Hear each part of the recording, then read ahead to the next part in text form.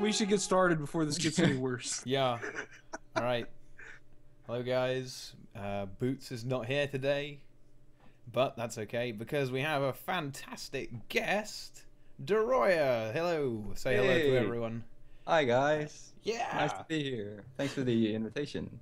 Yeah. It's great to have you here, and we are here to talk about guild halls and conditions and the movement thing, which is kind of a little bit minor, but it's pretty painful actually. I think it's not a great thing, but I know MMO Inks likes guild halls, so why don't you start us off here? Yeah, guild halls. So we're getting a big reveal next week. I think pretty much everybody knows that. Come Tuesday, it's going to start up with Colin Johansson at E3 giving some kind of big announcement. And then it should progress throughout the week. And we'll get more information as it goes. But I guess the question really is, what do you guys think are going to be included in guild halls?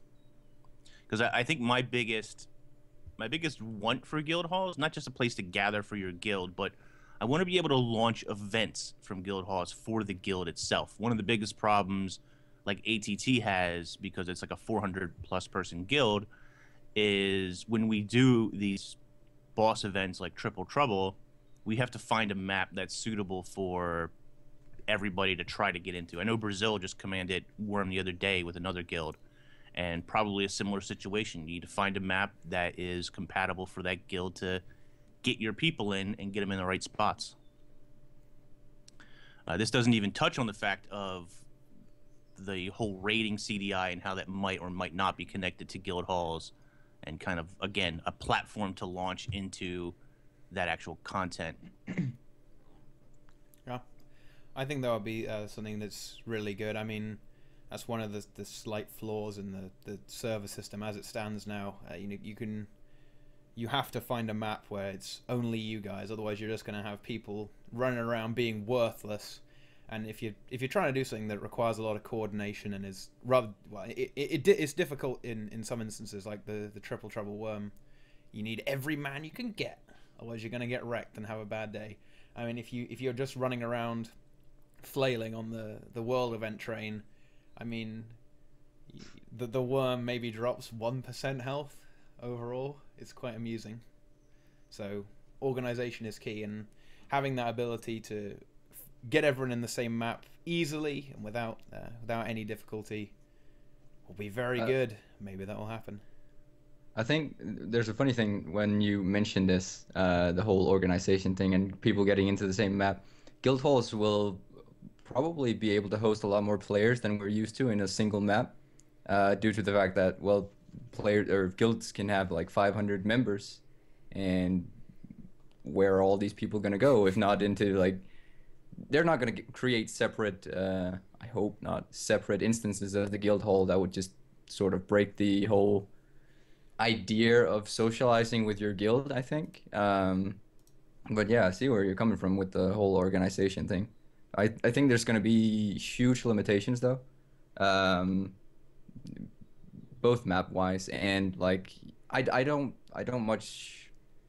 I see that it's definitely going to be easier for a lot of guilds to organize in a guild hall. Say, well, we're making this squad here and this squad here, and you're all going to go here and blah blah blah, and then we're going to move to the right map. But I still think there's going to be, I don't think that's going to be the main focus of the guild halls. I think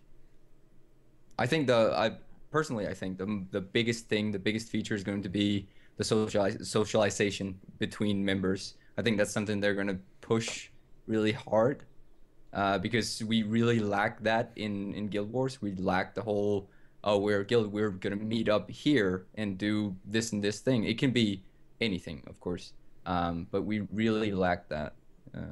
So I think I hope that's going to be something they're going to push for. Yeah, I mean, I think that's a good point. You know, current maps are capped at about, what is it, like 150? I think it's like 150. About 150. I think most maps are capped at currently. World vs. World, I think, is a little larger, but the cap is not nearly as big as most people think. So that's a good question. These guild halls, you would hope, will be able to sustain 500 people at the same time.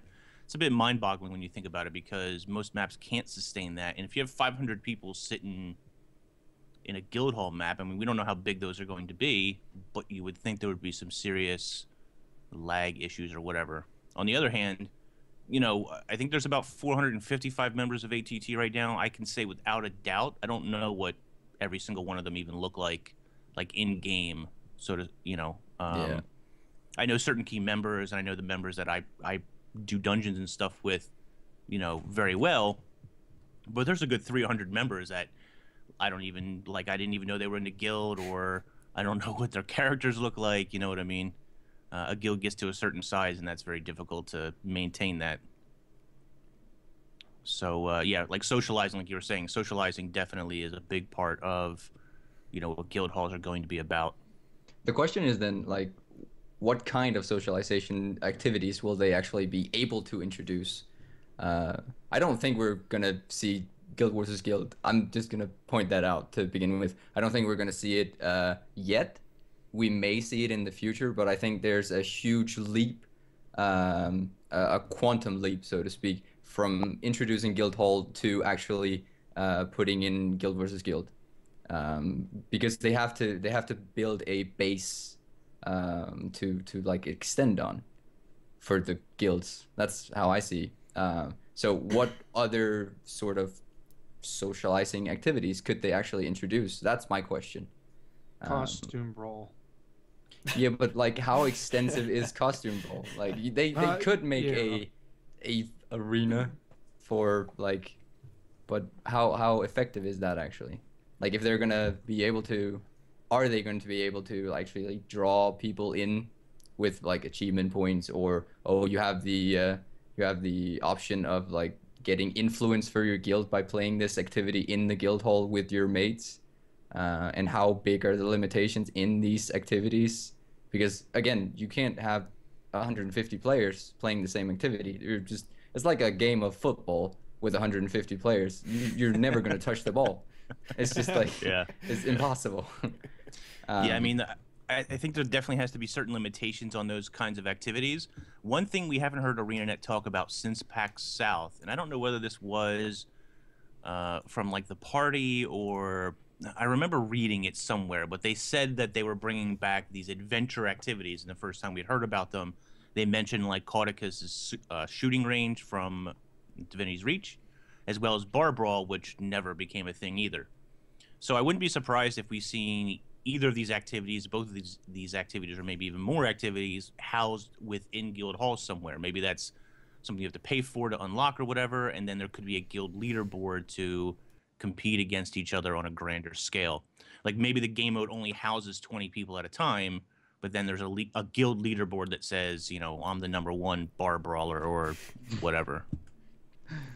Yeah, I think with the activities, I think they could, at least to some extent, implement all of the activities in the game into the guild halls, like, you know, private keg brawl or something like that sort of thing. I think that's where they could go with that.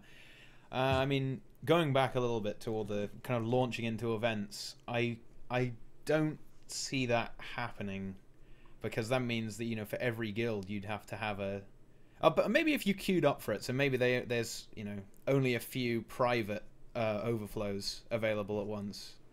But I don't see it happening for everyone all at the same time, because that's... So, technology-wise, let's talk about Guild Wars 2 servers for a minute, as someone who is, like, kind of into IT and knows a bit about servers.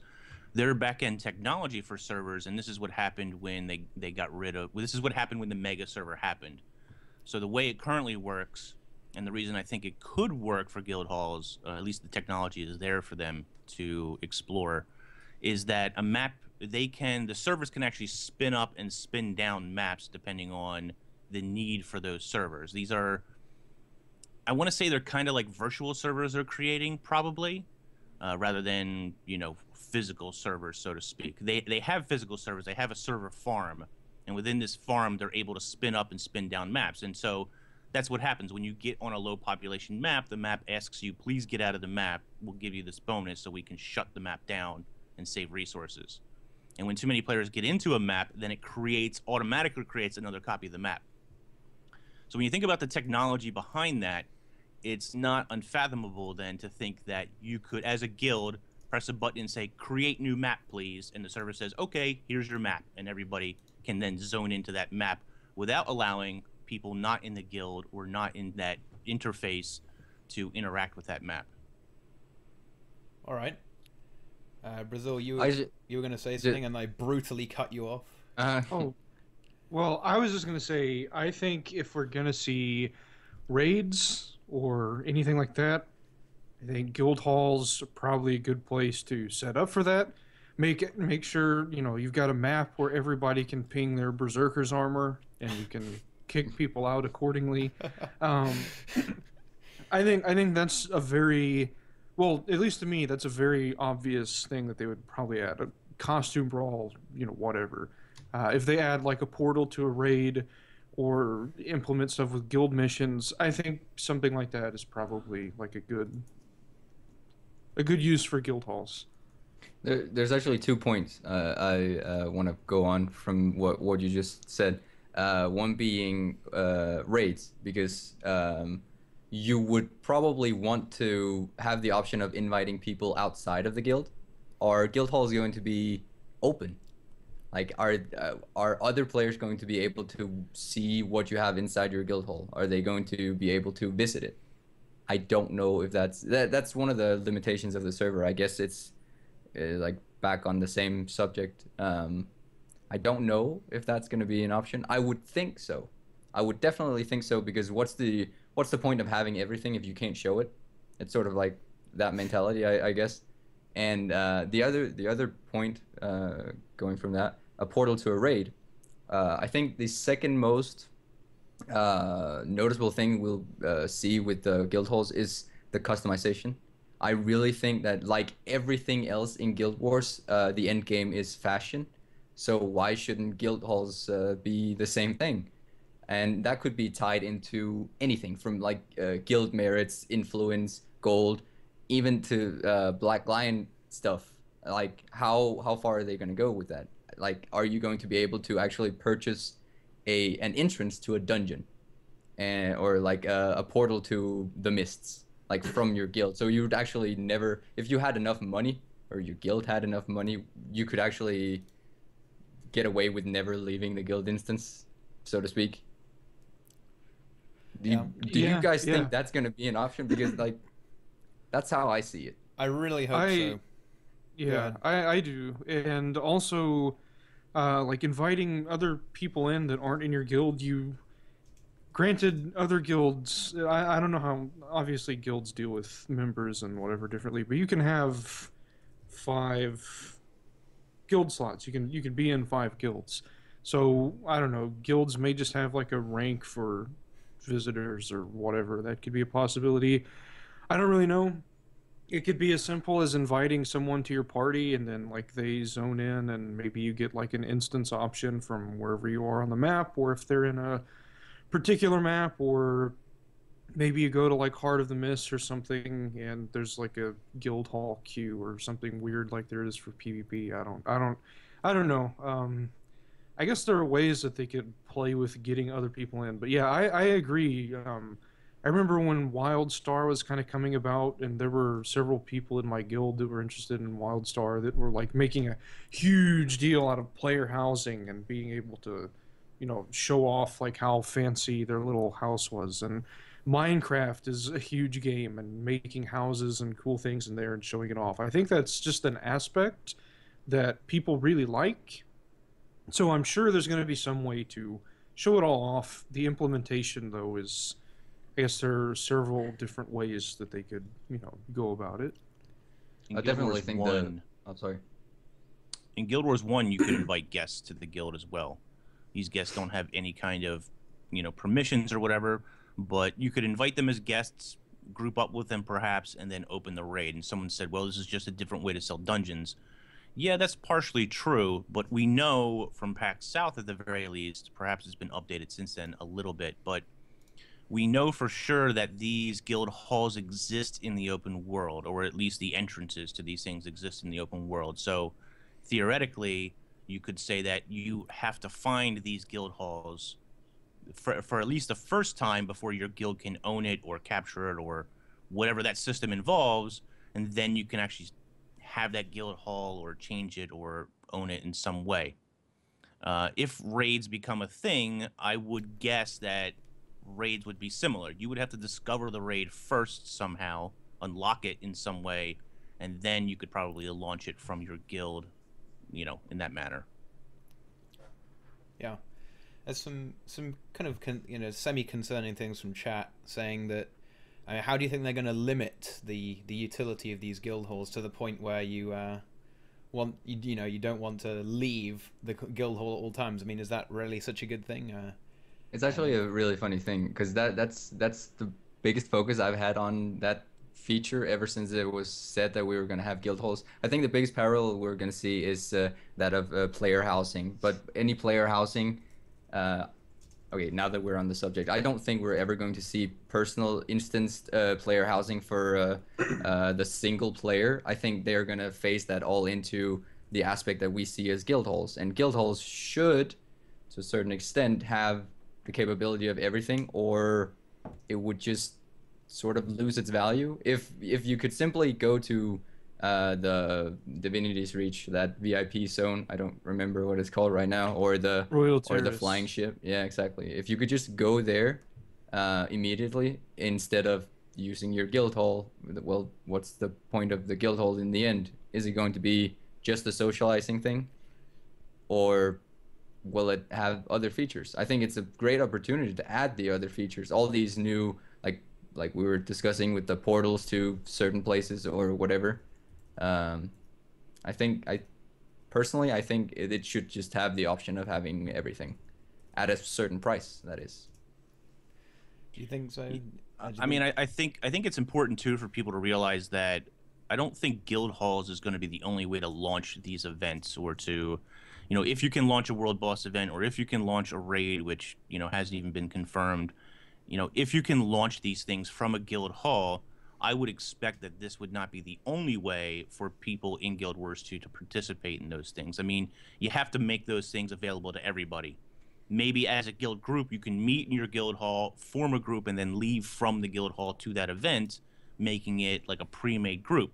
But that doesn't mean that there wouldn't be an open, socialized aspect to it as well, where you could actually go to the raid entrance or the dungeon entrance or whatever you want to call it, and then form up there and go in like you normally would currently in the game. I think the biggest concern for most players is that you won't ever see those 500 members in the real world if it has everything, and I completely understand that. But I don't see the appeal of having the guild hall if it's. Oh no! Did we lose no! it? Oh no! Not again! It's Nemesis all over again. It's Nemesis all over again. I think he was gonna say you don't see the appeal of having a guild hall if it doesn't have that stuff. I think there is a lot to be said for that. Absolutely. I agree, but you know, the other thing too is there's still tons of stuff to do in the open world. I mean, there's going to be so many things that you can't do in your guild hall or from your guild hall that it's not going to be like people are just going to sit in their guild halls and do that. If you only do raids, if that's even a thing, where you only do these guild events, then yeah, maybe you will, or maybe when you're AFKing, you'll sit in your guild hall. But does that, if you're just sitting around AFKing, does that really matter that much? I mean, I won't see Brazil sitting in Divinity's Reach anymore. He'll be sitting in DNC Guild Hall. Right. But I don't know. And I completely agree with that sentiment. I mean, that's what people do anyway. You know, I mean, if people aren't AFK waiting for world events, they're AFK in Lion's Arch, you know, watching people argue in map chat about something completely irrelevant. So it's not going to change anything, even if that happens. And I think they will try and limit the capabilities of the guild hall in such a way that you'll still be motivated to leave. That, for example, there may be some there'll be specializations of both. So, you know, then you can teleport between your guild hall and oh no, the overlay is broken. My overlay has been completely messed up now. Oh boy. Pause. Oh, never mind. I have one picture with half of Inks' Yeah. head and half of Mighty Teapot's head in the same square, and then half of Mighty Teapot is alone in one square, and half of Inks is alone in one square. Mm. I stayed in the same place magically. I guess that's good, but Yeah. But, oh boy. yeah, I think there'll be some things that the Guildhall can do that the Royal Terrace can't do. There'll be some things that the Royal Terrace can't do that that the Guildhall can do. And so, you know, the optimal way of playing. So for the speedrunners, the hardcore guilds, it'll be just a case of going to your Guildhall, running to do everything you need to do there, and then using your Royal Terrace pass to teleport back there and get everything done there too. So, because obviously ArenaNet want to sell those, so when they put them back on sale, if Guildhalls completely render them, you know, obsolete, there's no point in them, no advantage over the Guildhalls. Not going to sell many, are they? If they don't have gems, they can't appease Lord Colin.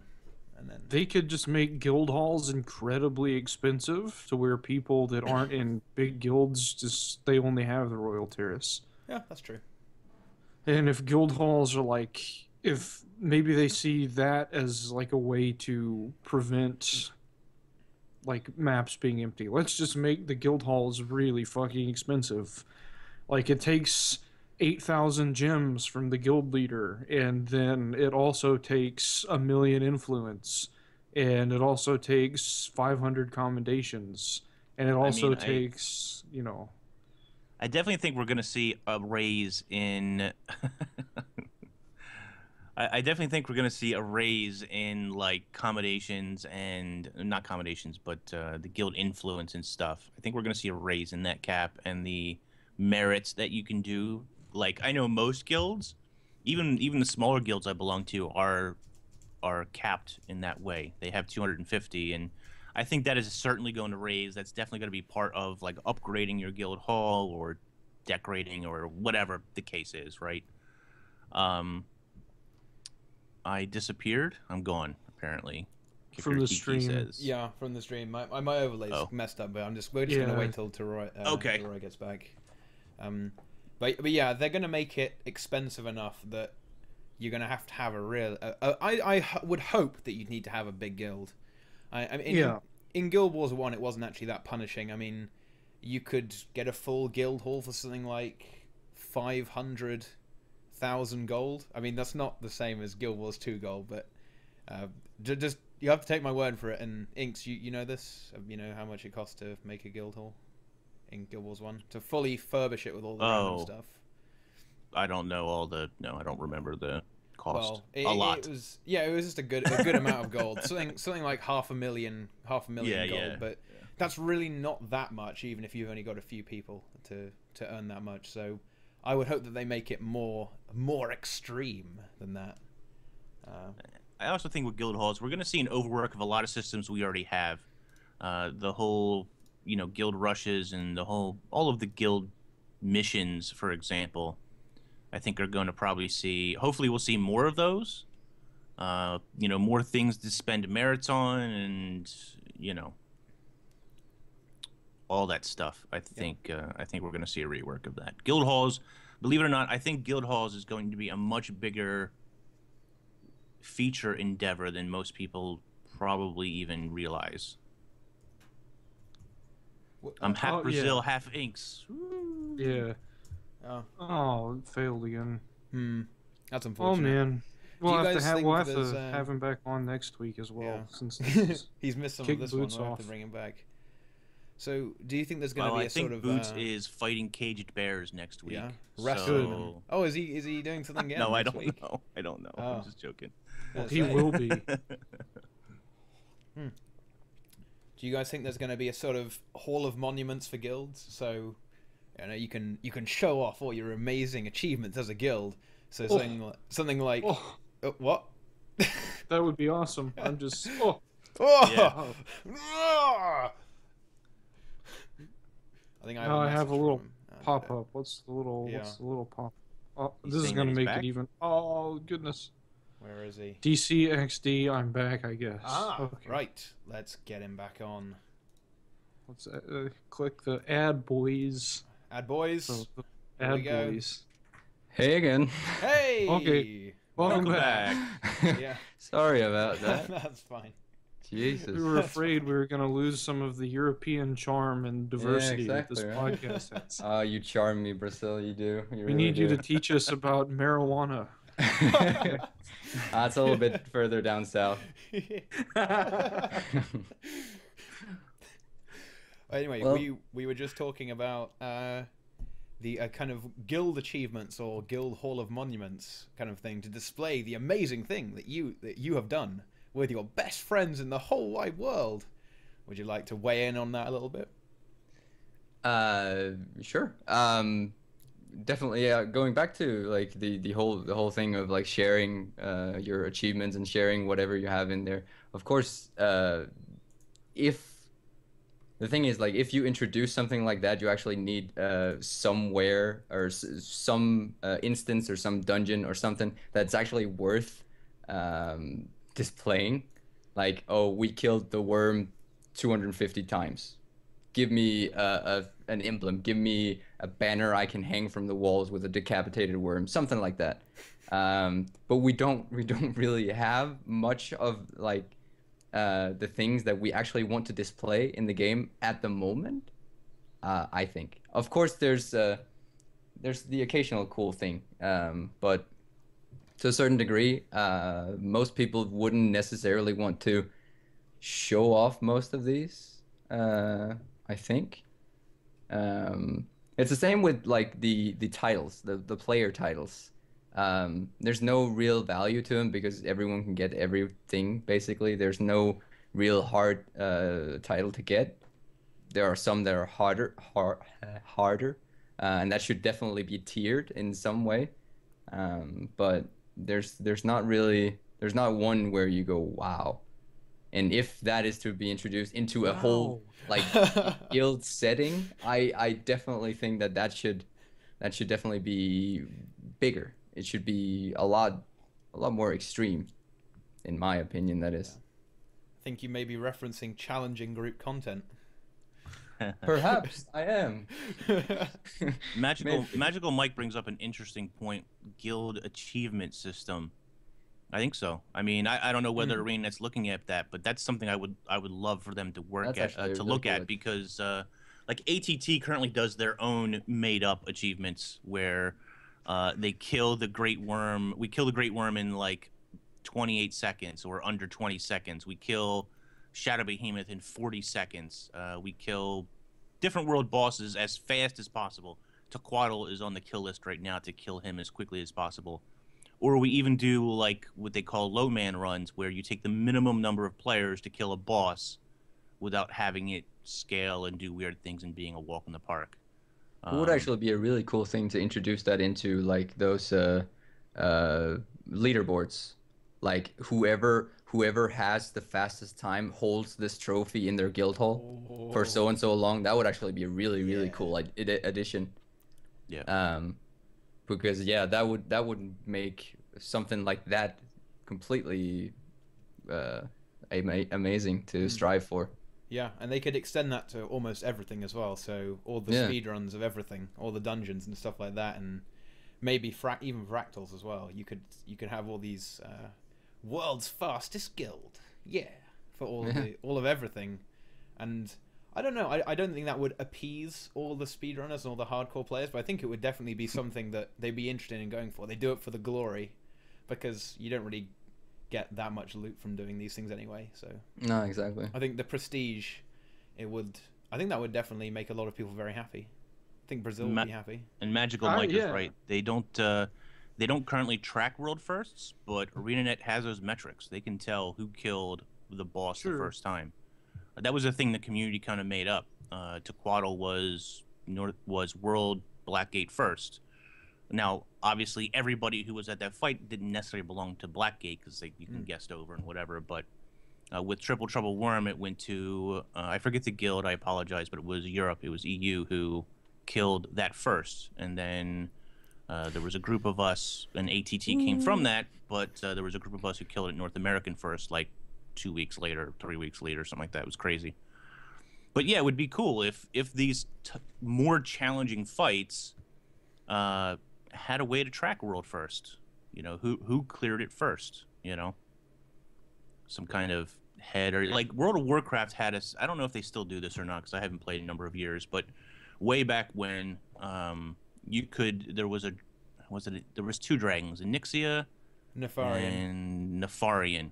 Yeah. And when you killed them, you would bring the head back to the capital and display it, and there was a buff that went out and whatever. But That's genius. And That's, then they did the same Stuff with like World that, vs. right? World.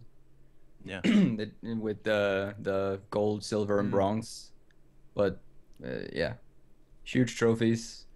No one notices them anymore because well, they're just part of the decoration. Exactly. Decoration.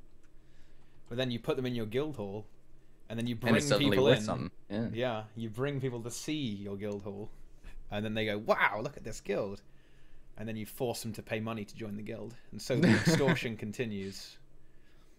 Wow. Do you think? I was just going to ask you. Do you think that's something that the more hardcore players would be interested in Brazil, stuff like that? So I have to give a bit of an anecdote. I think that's what you call a small irrelevant story. The Yes. education system here is terrible, so I don't know. But so before I really spent any time in Guild Wars 2, I played this game called Dungeon Defenders that was on Steam, and to this day, I think that's probably my favorite game of all time. I love that game so much. And in Dungeon Defenders, there was a map called the Tavern, and each player had one. It was like a little bar room, and you could go into other people's taverns, and other people could come into yours. And when you got achievements and did really hard things, there would be little trophies around the room. And if you had like a bronze trophy, you could eventually upgrade that to like a silver trophy. If you did really, really hard shit in the middle of the room, there'd be this big ass gold trophy that you could stand on and like idle, and it was cool. And if there was a system like that just in guild halls, like where you just have trophies all over the place and like shelves and all kinds of stuff where you can just show off how cool you are. Maybe you've done something like guild achievement stuff, like if you, I don't know, kill the worm in 28 seconds with your guild. Maybe there's like a giant worm head chandelier or something that, you know, hangs down. Just, I think that idea is really cool. And another thing, I guess, just to play devil's advocate a little bit, I have very, very little experience playing WoW. I think my total time playing WoW was about 15 minutes because I bought the game, installed it, logged in, and immediately after logging in, it was guild message spam from like bots and stuff.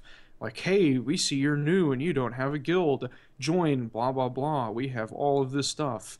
And I don't want anything like that to happen in Guild Wars 2. I don't want like... I mean, people post stuff in map chat and whatever, and it's kind of annoying, but I guess it's fine. I don't know that would necessarily ever happen, just because guilds become like this huge thing that like is the most important aspect of the game, and which may not necessarily be bad. But if it was like so far beyond anything else, and that was all anyone ever cared about, then I don't know. I'm afraid of something like that happening. Imagine if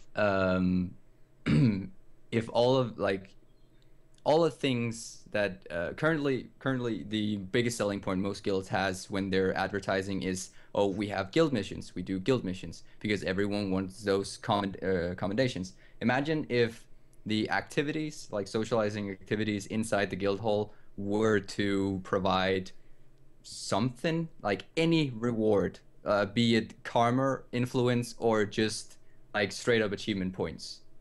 That would be a big selling point, and that would just drive a lot of people to join a guild just because of that. That's exactly the situation you're putting up, I guess, with guilds having so much shit, pardon my French. But yeah, is that actually bad? That's sort of my point.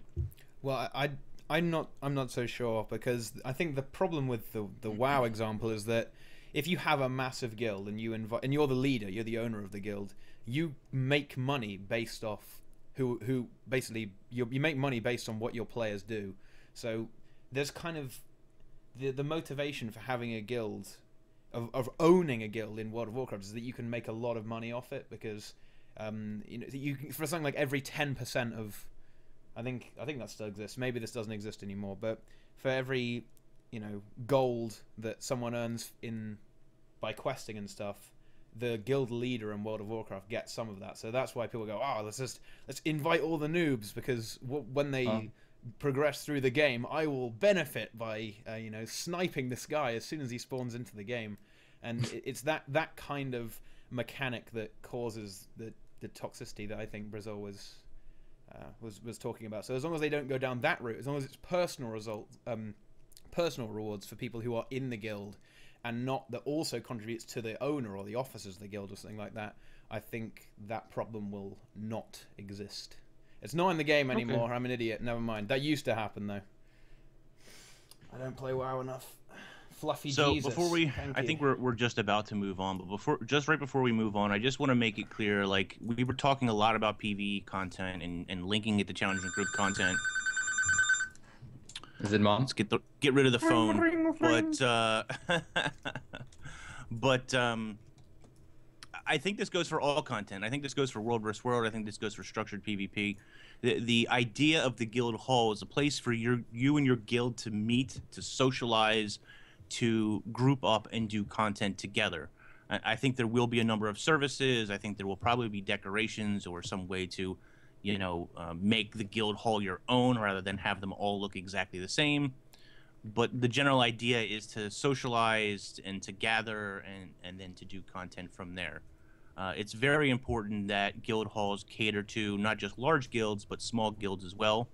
Probably have some sort of guild progression system, meaning that even small guilds will be able to obtain the best rewards or the best services from this stuff.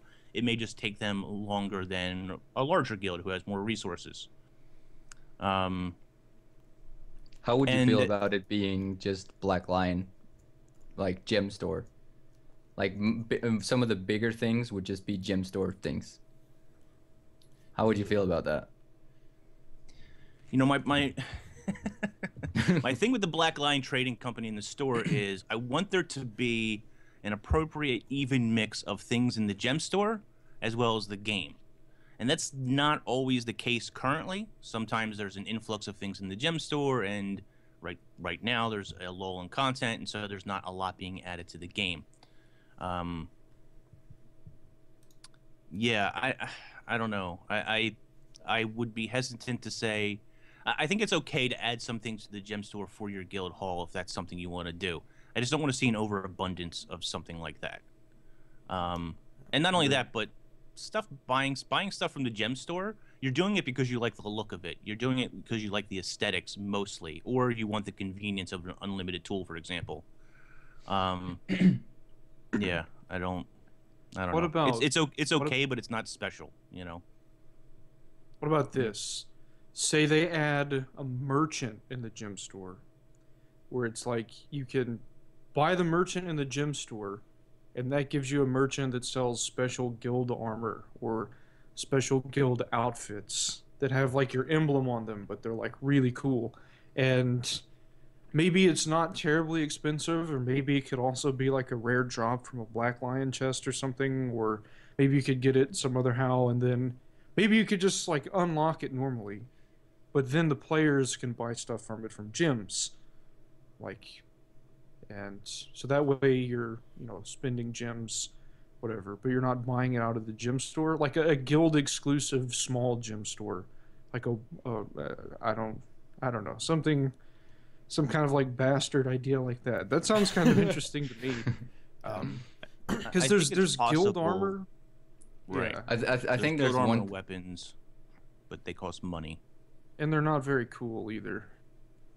I think there's one interesting point to point out with the gem store itself is you mentioned the mining tools, and it reminded me of this thing, because there's a reason why they said that they are not going to add anything that gives players an advantage, such as the sprocket thing, the mining tool that gives sprockets.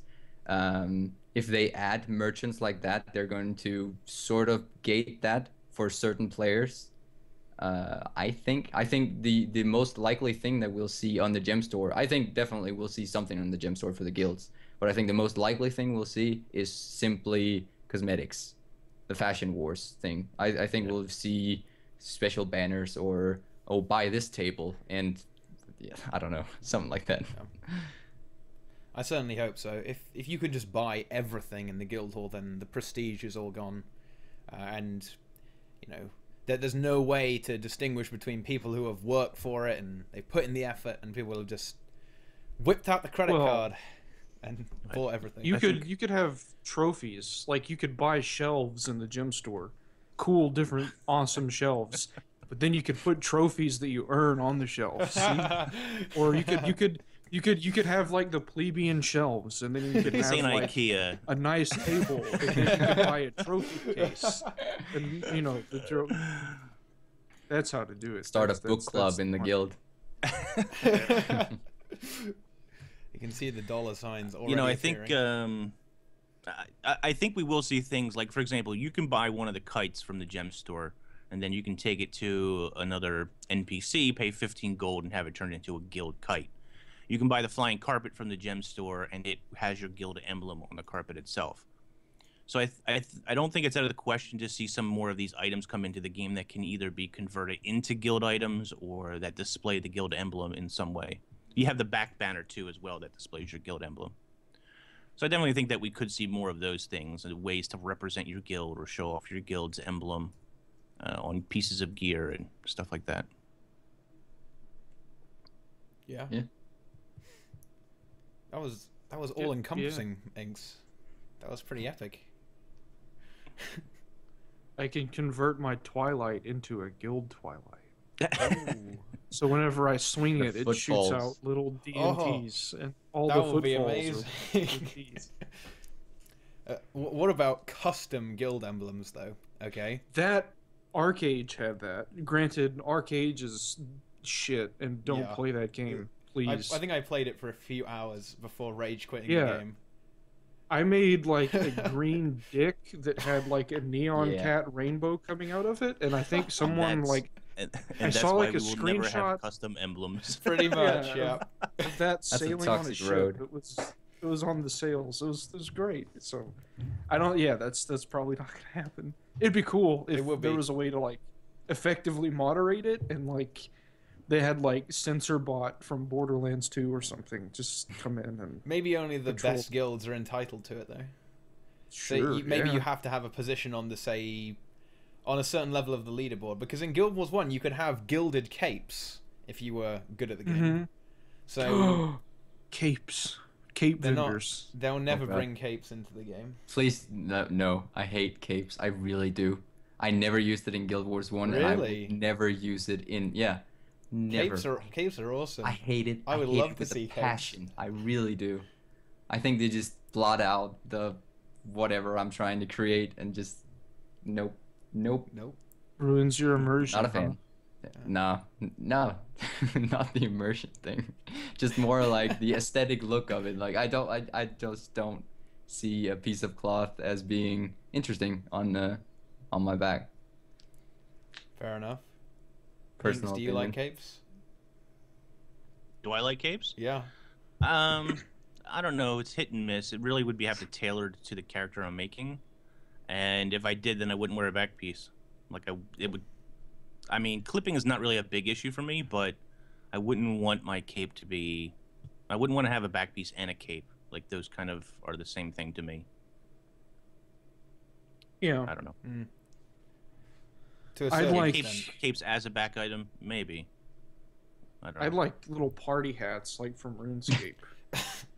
I'd have my green party hat. That'd Party be hat with the perfect. guild emblem on. Yeah. Yeah. A lot better. Yeah. Still Would you have better it than at a the kind of the same model resolution, the same poly Oh, count yeah, as yeah. RuneScape? Yeah, So it looks same amount really of- out of place. Yeah.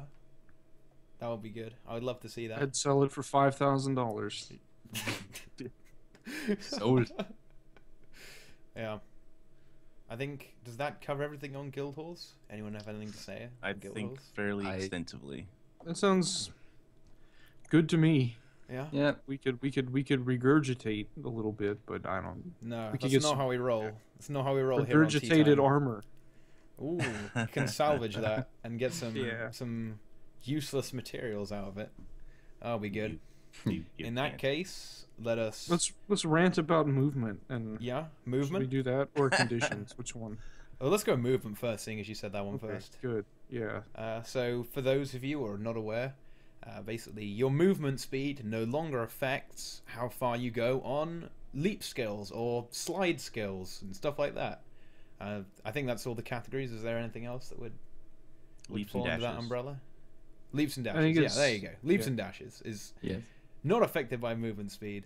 And it kind of seems trivial, but it's a lot more impactful than you might think. Because, I mean, now, even if you're crippled, you can still go really, really far. So warriors are just going to be completely impossible to catch now. You'll never catch them. It's actually impossible. Brazil, you don't like this, do you? So if you, I have almost 3,000 hours on my warrior. Almost 3,000. I have like 27 or 2,800. And the reason for every single one of those hours is how quickly I can move around and how mobile it is. I love that. Playing warrior and running around, running from place to place, it's a very fluid experience. I love that. It's like listening to Eminem rap. That's, if you want to compare it to something, it's just smooth and awesome. And I like seeing how quickly I can run from Lupicus to Alphard using all manner of techniques. And like from stuff like that, just experimenting there, I was able to, find out about like you could use balance stance and berserker stance and defiant stance and swim through sharks and you'll stay out of combat. And like there are just all kinds of fun mechanics I learned from experimenting and learning how to do that. And that was purely because of movement speed and running around quickly. And I feel like I'm gonna not enjoy warrior anymore after this because it's gonna be a lot slower. I'll probably just play engineer. Another thing, I was very, very excited about playing Reaper and playing PvP, and finally being able to, like perma-chill people and just like sit on them and own them. And, suddenly chill doesn't affect movement skills anymore. Like, what the fuck?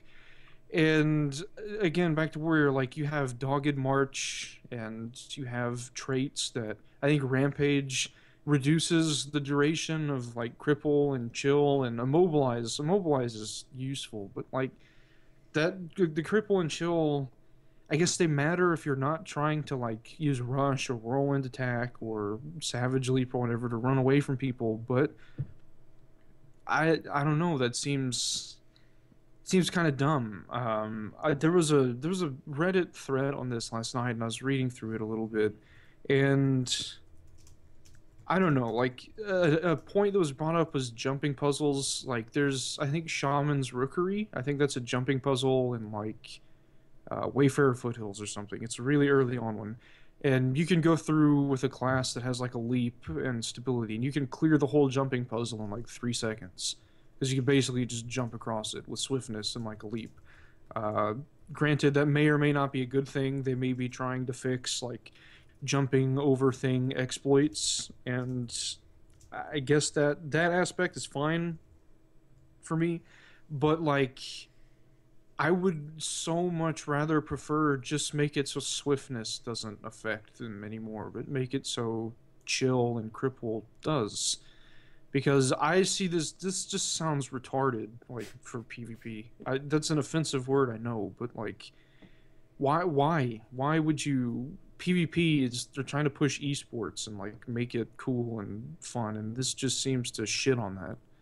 Like, it seems like you can just disengage at will, and if, like, you're gonna lose a fight, like, FGS on Elementalist is a huge, like... It's huge in PvP. You put down an FGS, and if you get chilled, like that's a counterplay mechanic. But now, put down FGS and just run away from the fight. It doesn't matter. So it's I don't like it. If it was inevitable that something like this would happen, I would really just prefer that at least they just only change swiftness. But Those are I my think thoughts. yeah, I think my first thought when I saw this was actually, well, someone has made a mistake. I think they have had to implement this because they found out that some of these exploitable movement changes, whatever, or movement abilities could be used in these new maps to get to locations that aren't supposed to be available to players that early.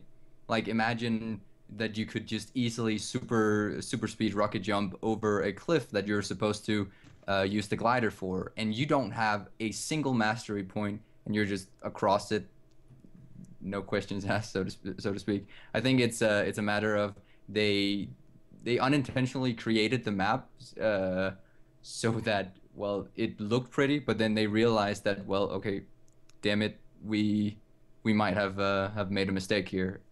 And I think they've had to implement this sort of middle ground. I really hope, just like you that they will at least split it from PvP, because that's just a there's no reason for it to be in PvP, I think, at all. PvE, okay, fair enough. I can sort of live with that, but I think I really think it's because of their game limitations in the new maps with the distancing and map design. Unfortunately. Yeah. That is a very interesting perspective on it, actually. I think that there's definitely a lot of merit to that. That they don't want people cheating without masteries. But I mean, they've said they don't want to split things between PvE and PvP, which I think is just a bad standpoint, just in any situation. I mean, the lack of willingness to do that is holding the game back in some respects, I think. So, I mean, if they don't change that, it will be a great loss for sure. Yeah, definitely. Yeah. What do you think, Inks? You know, when I originally saw this, the first thought was, well, this is a fix to super speed, rocket boots, and that whole thing. There's a lot of exploits that you can, or a lot of exploits slash breaking out of maps that you can do with these, super speed leap abilities. Engineer probably being the biggest culprit here, but so in that sense, I'm happy that they're limiting that. There's without getting into too many specifics, there's fractals, for example, where you can skip a portion of the fractal and just go right to the boss, and it's not a huge deal, I guess, but I can understand why ArenaNet would want to plug that exploit. On the other hand, I think that there's some, maybe there's some kind of technology limit where they can't stop one without the other one being changed as well, which is unfortunate because in PvE, I mean, who cares, right? But in structured PvP and world versus world, I think that this is a big change. And the perspective that I take, the reason that I dislike it, but is that I feel like it rewards people who don't pay attention to the game. It rewards button mashers. It rewards people who panic when they're in battle and just start, like I said, button mashers. It rewards those people, and you're not paying, instead of paying attention like, oh, I'm crippled or I'm chilled or whatever condition I have on me, rather than pay attention to when that's going to run off so that you can make your escape or reposition yourself properly with a leap or a dash. Well, now you're just pressing buttons, and it doesn't matter because you're going to go the same distance regardless, whether you're with that, of course, with those two types of skills, regardless. And I don't like that. I don't like that it's rewarding people for playing essentially badly. It's rewarding you for just saying, oh, I'm just going to leap because he hit me, I'm crippled, I got to get out of here. He's killing me, I got to leap away, and now you're going to go further than you used to. And sorry, I don't like it. Yeah. How about, would the problem be a little bit alleviated if they brought in some more sources of immobilize? What do you guys think about that? If say maybe there was a sigil or something that immobilizes people on a long cooldown, or maybe the new specializations bring in more immobilize, or there was a rune set focused around immobilize, could that sort that out a little bit? So you can use that condition as opposed to chill and cripple to keep people in place. I think immobilize is a lot more severe than chill and cripple. Just because there are aspects of it, like if you get immobilized, you face one direction. So if you're casting a skill and the person runs behind you, cooldown. And if a thief immobilizes you with panic strike or does something like backstabs if they want to backstab you, um, point is that like immobilize doesn't stop blinks. You can blink through it, but movement skills just get shit on.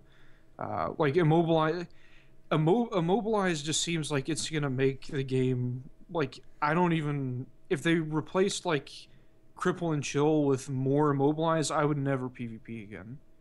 Like Thumper Turret would make its comeback. Like LOL immobilize people just everywhere, and like Thumper Turret Net Turret combo. What the fuck? I don't know. Yeah. I if that I have to agree with you on that one. I think immobilize would be a too extreme route to take. I think something like torment, like more speaking of conditions, more potent torment, like it would actually punish you for moving, and so like moving faster could be a great factor to that. If we're just talking distance, like damage over distance with torment, we could like definitely see a huge change in that. That would just the disengage of like using any of these leap skills out of combat would just completely destroy you in the in a short time with potent torment. I think if that could be implemented in some way, let's hope it's actually gonna the condition changes are actually gonna do something like that. I think that's a really good idea, actually. Torment dealing damage based on how fast you're moving. I think that's a really good idea. I'd love to see that in the game, actually. Please go ahead. Exactly. Yeah, sorry. There's the overall concept of like the dragon hunter. It has these traps, and we know thieves and rangers already have traps. They're supposed to limit you on this space. Especially there's one of those one of the dragon hunter skills, one of the new ones, where it just sort of circled people, and if you went through this circle, you would take so and so much damage. You would get punished for actually moving. I think a lot more skills will focus on having people make the decision between should I disengage, like is it worth disengaging with this skill, getting out fast and then taking a huge hit, or should I stay and probably try to survive. I think those are going to be the counter mechanics to the uselessness of chill and cripple in this regard. I definitely hope so. That is. Yeah, So, yeah. the torment seems like the chemotherapy that PvP is going to need. Exactly. All right. Have we exhausted this topic? Well, we didn't really talk about the like conspiracy theory with slow, I guess. I could Conspiracy briefly, theory? yeah, mention that. So, quickness is becoming a boon, I guess, which, whatever. But quickness makes movement skills occur in a shorter distance. So, like, if you have time warp down and you whirlwind through a boss on a warrior, you'll get more ticks of whirlwind to hit because you go in, like, a smaller distance. Again, LOL, you get immobilized and it just all happens in the same place. That's just Yeah. But the kind of conspiracy with slow being the opposite of quickness is that you would go farther with movement skills, since it's, I guess, opposite, and quickness makes you go a shorter distance. So there are people that think like maybe they just changed the whole boon system with movement skills because of, slow is now like slow rocket boots with super speed, and that sounds crazy, but I don't know. Forgive me as I cough. Merit to that. I have that sounds kind of like a really, really, really far stretch for me, like getting on board with that train. Nike seemed to subscribe to it, but I don't think I do. Maybe it's just because he's a shoe and he knows about running, but Touche. I'm coughing myself to death. I have to drink some water for You heard it here first. Nike has confirmed a shoe. Nike is a shoe. Yeah. So yeah. I think that could potentially have a little bit of merit because ArenaNet want to be consistent, don't they? So, I mean, if quickness makes you go shorter distance, then, you know, in order for them to maintain consistency, it would have to go, slow would have to make you go further. But that doesn't really make a lot of sense, does it? And that, Conceptually, no, yeah. I believe that's what they alluded to in the blog post.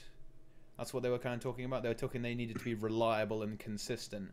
I mean, the reliable doesn't really make any sense because if you're chilled, you know what happens.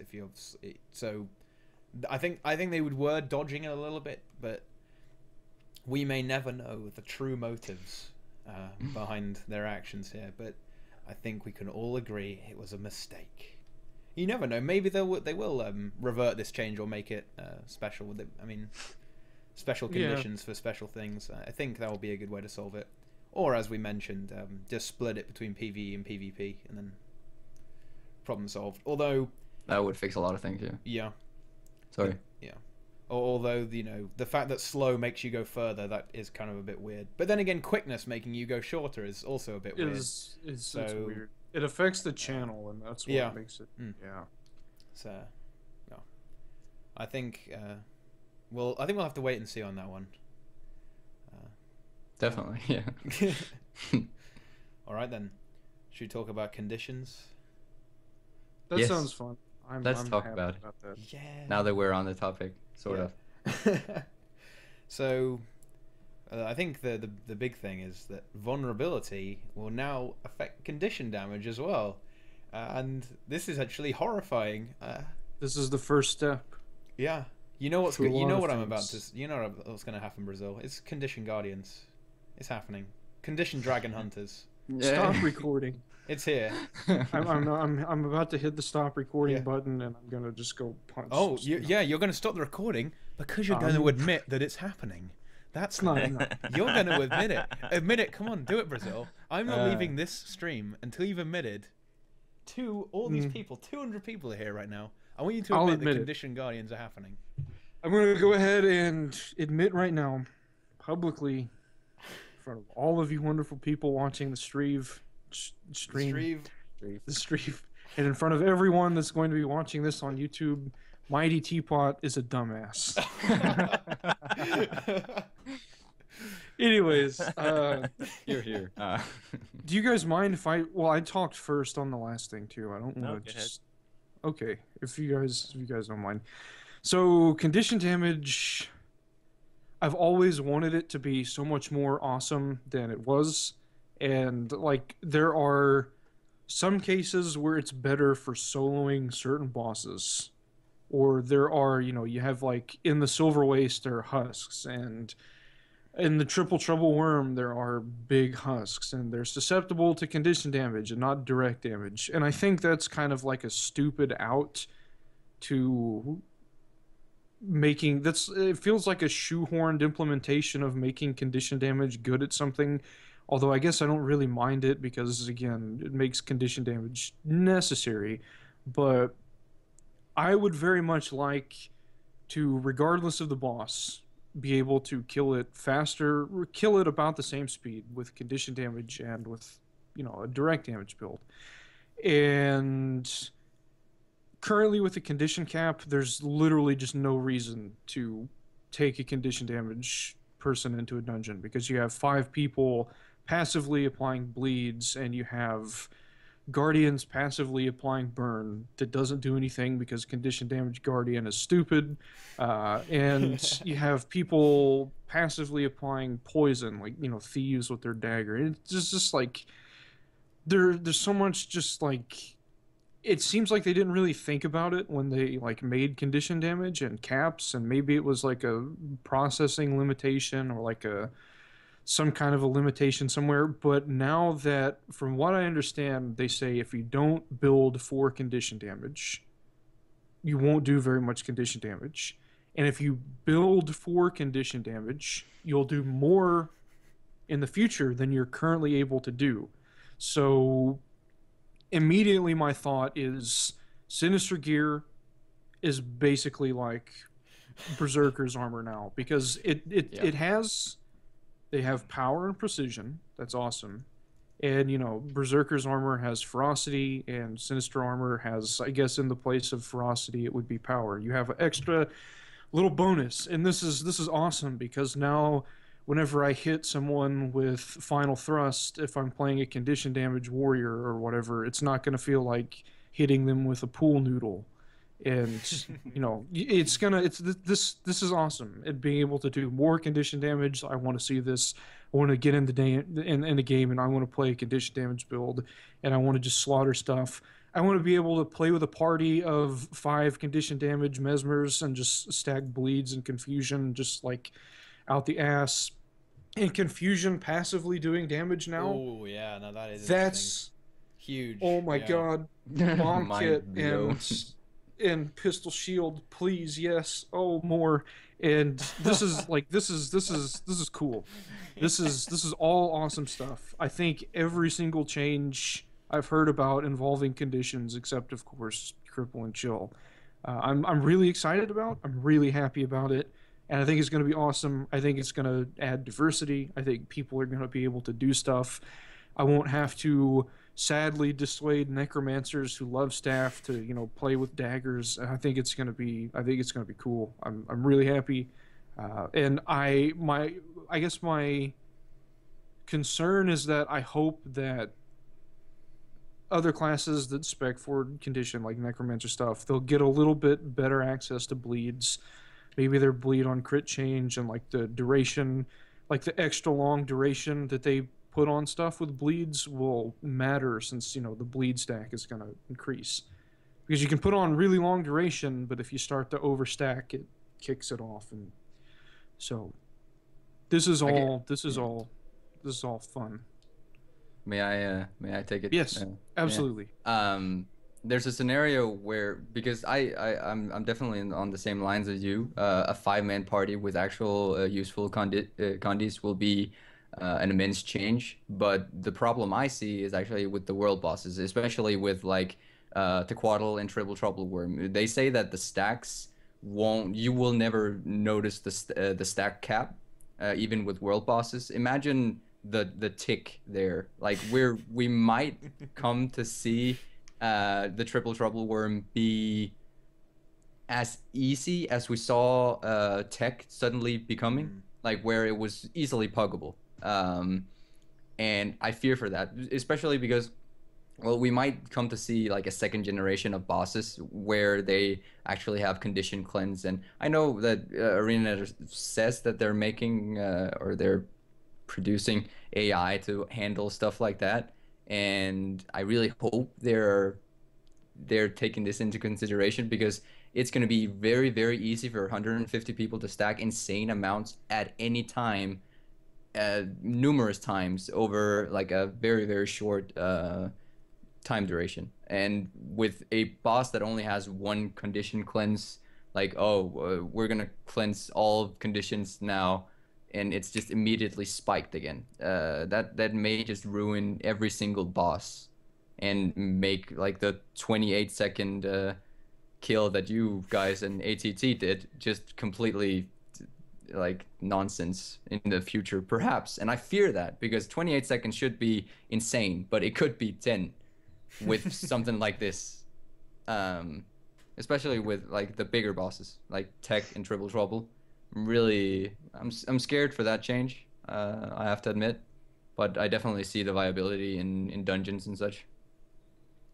Yeah, I guess just to bring up another point about dungeons, soloing Lupicus on condition damage is, I could be wrong on this. Lupicus supposedly has very heavy armor instead of heavy armor. He's also level 84, so crits affect him differently. And it's also bullshit to try to solo him on condition damage, because his life drink attacks and all of his lifesteal removes conditions from him. So that's Lupicus has counterplay to conditions. Alphard has counterplay to conditions, but I don't really think there are many other bosses that have counterplay. So if I'm hoping that, like you said, bosses will be able to deal with this, because whenever I guess the point with that being, Lupicus on doing it with a condition damage build, trying to solo, feels very unfair compared to a power build. Because power builds, like, you get hit by lifesteal a little bit, doesn't really affect you. You get hit by lifesteal playing a Condi build, and like all of your bleeds are gone, or your burning is gone, or whatever. So it feels a little unfair with power having a small advantage. So that's kind of annoying. If bosses can dodge, if they can cleanse, stuff like that, I think that's cool. If they have, mitigation for both. There's both types actually of damage. Magical Mike in the chat actually says, "What if bosses have resistance? The new thing." I didn't even think of that because it's Yeah, not in the yeah. game, and I completely Sure. forgot it. That would be a major counterplay, especially if they can actually keep that up. Imagine a proper Malik-styled boss with proper accessibility to resistance and conditions to all the players. That boss would just be a killer. Yeah, I think It had boon stripping mechanics, and yeah, I think resistance is a boon, so it it is. may not be. I don't. Yeah. So yeah, it is. necromancer with focus. Yeah. Yes. Come on.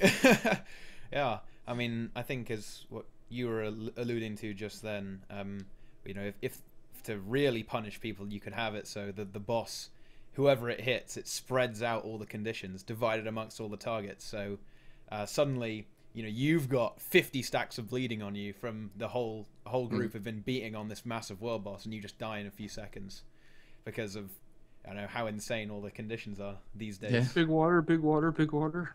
Yeah.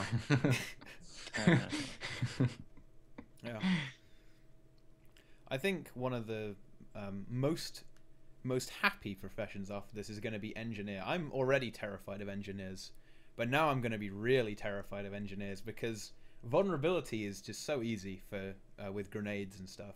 They're going to have absolute field day destroying me, and I'll never win, and I'll rage quit the game. What do you guys think about that? Engineers. R.I.P. backpack and all hail King Ostrich eggs. So Yeah. No, it's grapes. It's grapes. It's large grapes, is what it is. I think an interesting thing to take into account on this particular topic is whatever we may come to see with the engineer specialization, elite specialization, if that's actually going to add to that. Because we know conditions are really strong with the NG. Wow, the force is strong with this one. But will it become even worse for your opponent? Will it be a real killer with the hammer, or will they go a completely separate way? And I don't know. That came out of the blue. The whole engineer specialization thing. But you mentioned it, so I was I don't know. Maybe. I think one thing we haven't touched on either is that vulnerability is now going to apply to condition damage as well, not just physical. So that's a huge change. Magical Mike was talking about resistance and stuff. I think that'll play a big part in the new bosses. You can also think about mechanics like they could have a physical phase, they could have a condition phase. So depending on which phase the boss is in, using that Defiance bar as an example of you break Defiance, he's now vulnerable to conditions. When you don't break Defiance, he's only vulnerable to physical and not so much conditions. So there's mechanics like that. It's just a random idea, but there's mechanics like that they could play with where there's different phases of a fight, for example, where conditions do more damage or do less damage. I know Brazil's not a big fan of that because of the husks and it's just a way to make conditions useful in that way. But ArenaNet has said before in interviews and such where, in Heart of Thorns, we'll see a lot more of these monsters that are more vulnerable to one type of damage than another, or have conditions where, and not conditions as in condition damage, but they'll have conditions or mechanics where they have vulnerable phases or states to them. Like the Wyvern, when you interrupt his Defiance bar and pull him down, you do triple damage to him. That's the easiest way to kill him and really get damage in on him. Otherwise, he's taking a smaller, moderate amount of damage all other times. And of course, if you don't bring him down as well, then he breathes fire everywhere, and then it's just bad. So, there's a lot of mechanics that they can play with. There's phases that they can put bosses into. There's a lot they can do. Add resistance to bosses so Condi damage doesn't do quite as much to them. They can cleanse conditions, perhaps. There's a lot of things. I think the AI is heading in a good direction with Heart of Thorns anyway. What does this mean for old bosses? I don't know. We may not really see many updates to old bosses. And I don't think that's necessarily a super terrible thing. Most veteran players by now have killed those bosses 500 million times. Even Triple Trouble Worm, sure, you need to be organized and you need to be slightly coordinated, but even somebody who knows nothing about the fight can go to Crimson Worm and just run around in circles collecting colors until the boss is dead. As long as you can listen to simple commands as stop DPS, then you'll be good. That's not a common skill, I think. Well, you would think so, but maybe not. I think the biggest problem, as I see it, with those bosses and anything in the old, like, I'm gonna call it the vanilla Guild Wars now, I guess. But like in the vanilla edition that we have right now, with a change like this, I fear that everything is just gonna be easier. If they don't change just a little bit on everything, it's just gonna be face roll, face roll, face roll, and everyone is already complaining that it is a face roll. Much of the content is horribly easy. Sorry to say it, and but that's the truth. And with an addition like that may just become an even bigger issue, and that's sort of like the biggest problem I see with that. Who knows? Yeah, I think that's a fair criticism. I just hope that they don't stop with scaling conditions with vulnerability. I want them to scale with dungeon potions and damage modifiers too. To make it even more face roll? Well, not kind of. I would. I guess, and this I haven't thought this through completely, so I don't know if it's stupid yet. Please let me know if my idea is stupid, by the way, stream chat and YouTube comments. Currently, I guess with like light armor bosses, you just kill it better with power. You don't really have a chance with condition damage competing for kill times and stuff. Heavy armor bosses are really the only places you have competition. And still, in some cases, you can just do it faster with power. If they like kind of scaled conditions with damage modifiers and stuff, and so like heavy armor bosses, it was easier to kill them with conditions, and light armor bosses was easier to handle them with power. Medium, it was about the same. That could be a mechanic. That could also potentially be applied to PvP, depending on like heavy armor and health pools and stuff. I don't know, because warriors have shitloads of condition cleanses. Like they can just cleanse everything. So I don't know. They're problems. I haven't completely thought this through. It's just kind of like. I think it would be a shame to like if we're talking about the damage modifying potions for like dungeons, say those. If they're not going to be affected by the condition change, it wouldn't necessarily, but it might invalidate them completely, and in favor of something that actually boosts both condition and power, whatever, something like that. If you can't get those 10% extra on what you're actually speccing into and using for your skills, it might just completely invalidate them, and that would be a shame. Because it's a really good play, I think, to be able to switch between these potions and actually add that extra damage if you're willing to go the distance. That would be a shame, I think, if it wouldn't affect conditions as well. That's just my 2 cents. Yeah. Inks, did you have a... Yeah. Oh. No. Let's hand this over to Inks. He's the main man. Take it, Inks. You got it. Make something up really fast. I don't really have anything to add to that. I mean, the meta is changing at an alarming rate. So there we go. Everybody should get prepared. Buy You are not prepared. We're just already risen like 700% in price. What did you say? Sinister gear. Oh yeah, Sinister. Yeah. I It was am funny. going to. I was crafting the the charged Ambrite. stones or whatever the heck they're called. And I went to sell a bunch yesterday, and I was like, why are they 70 silver a piece? This is insane. So then I'm like, I need to look up what these are actually for. And it's funny because I have a Sinister set on my Engineer already. But it's crazy how much they are. And you only need 5 for an Ascended set. But It's actually one of the cheapest Ascended sets to craft. It was. It was. Not anymore. It's gonna change right now. Yeah.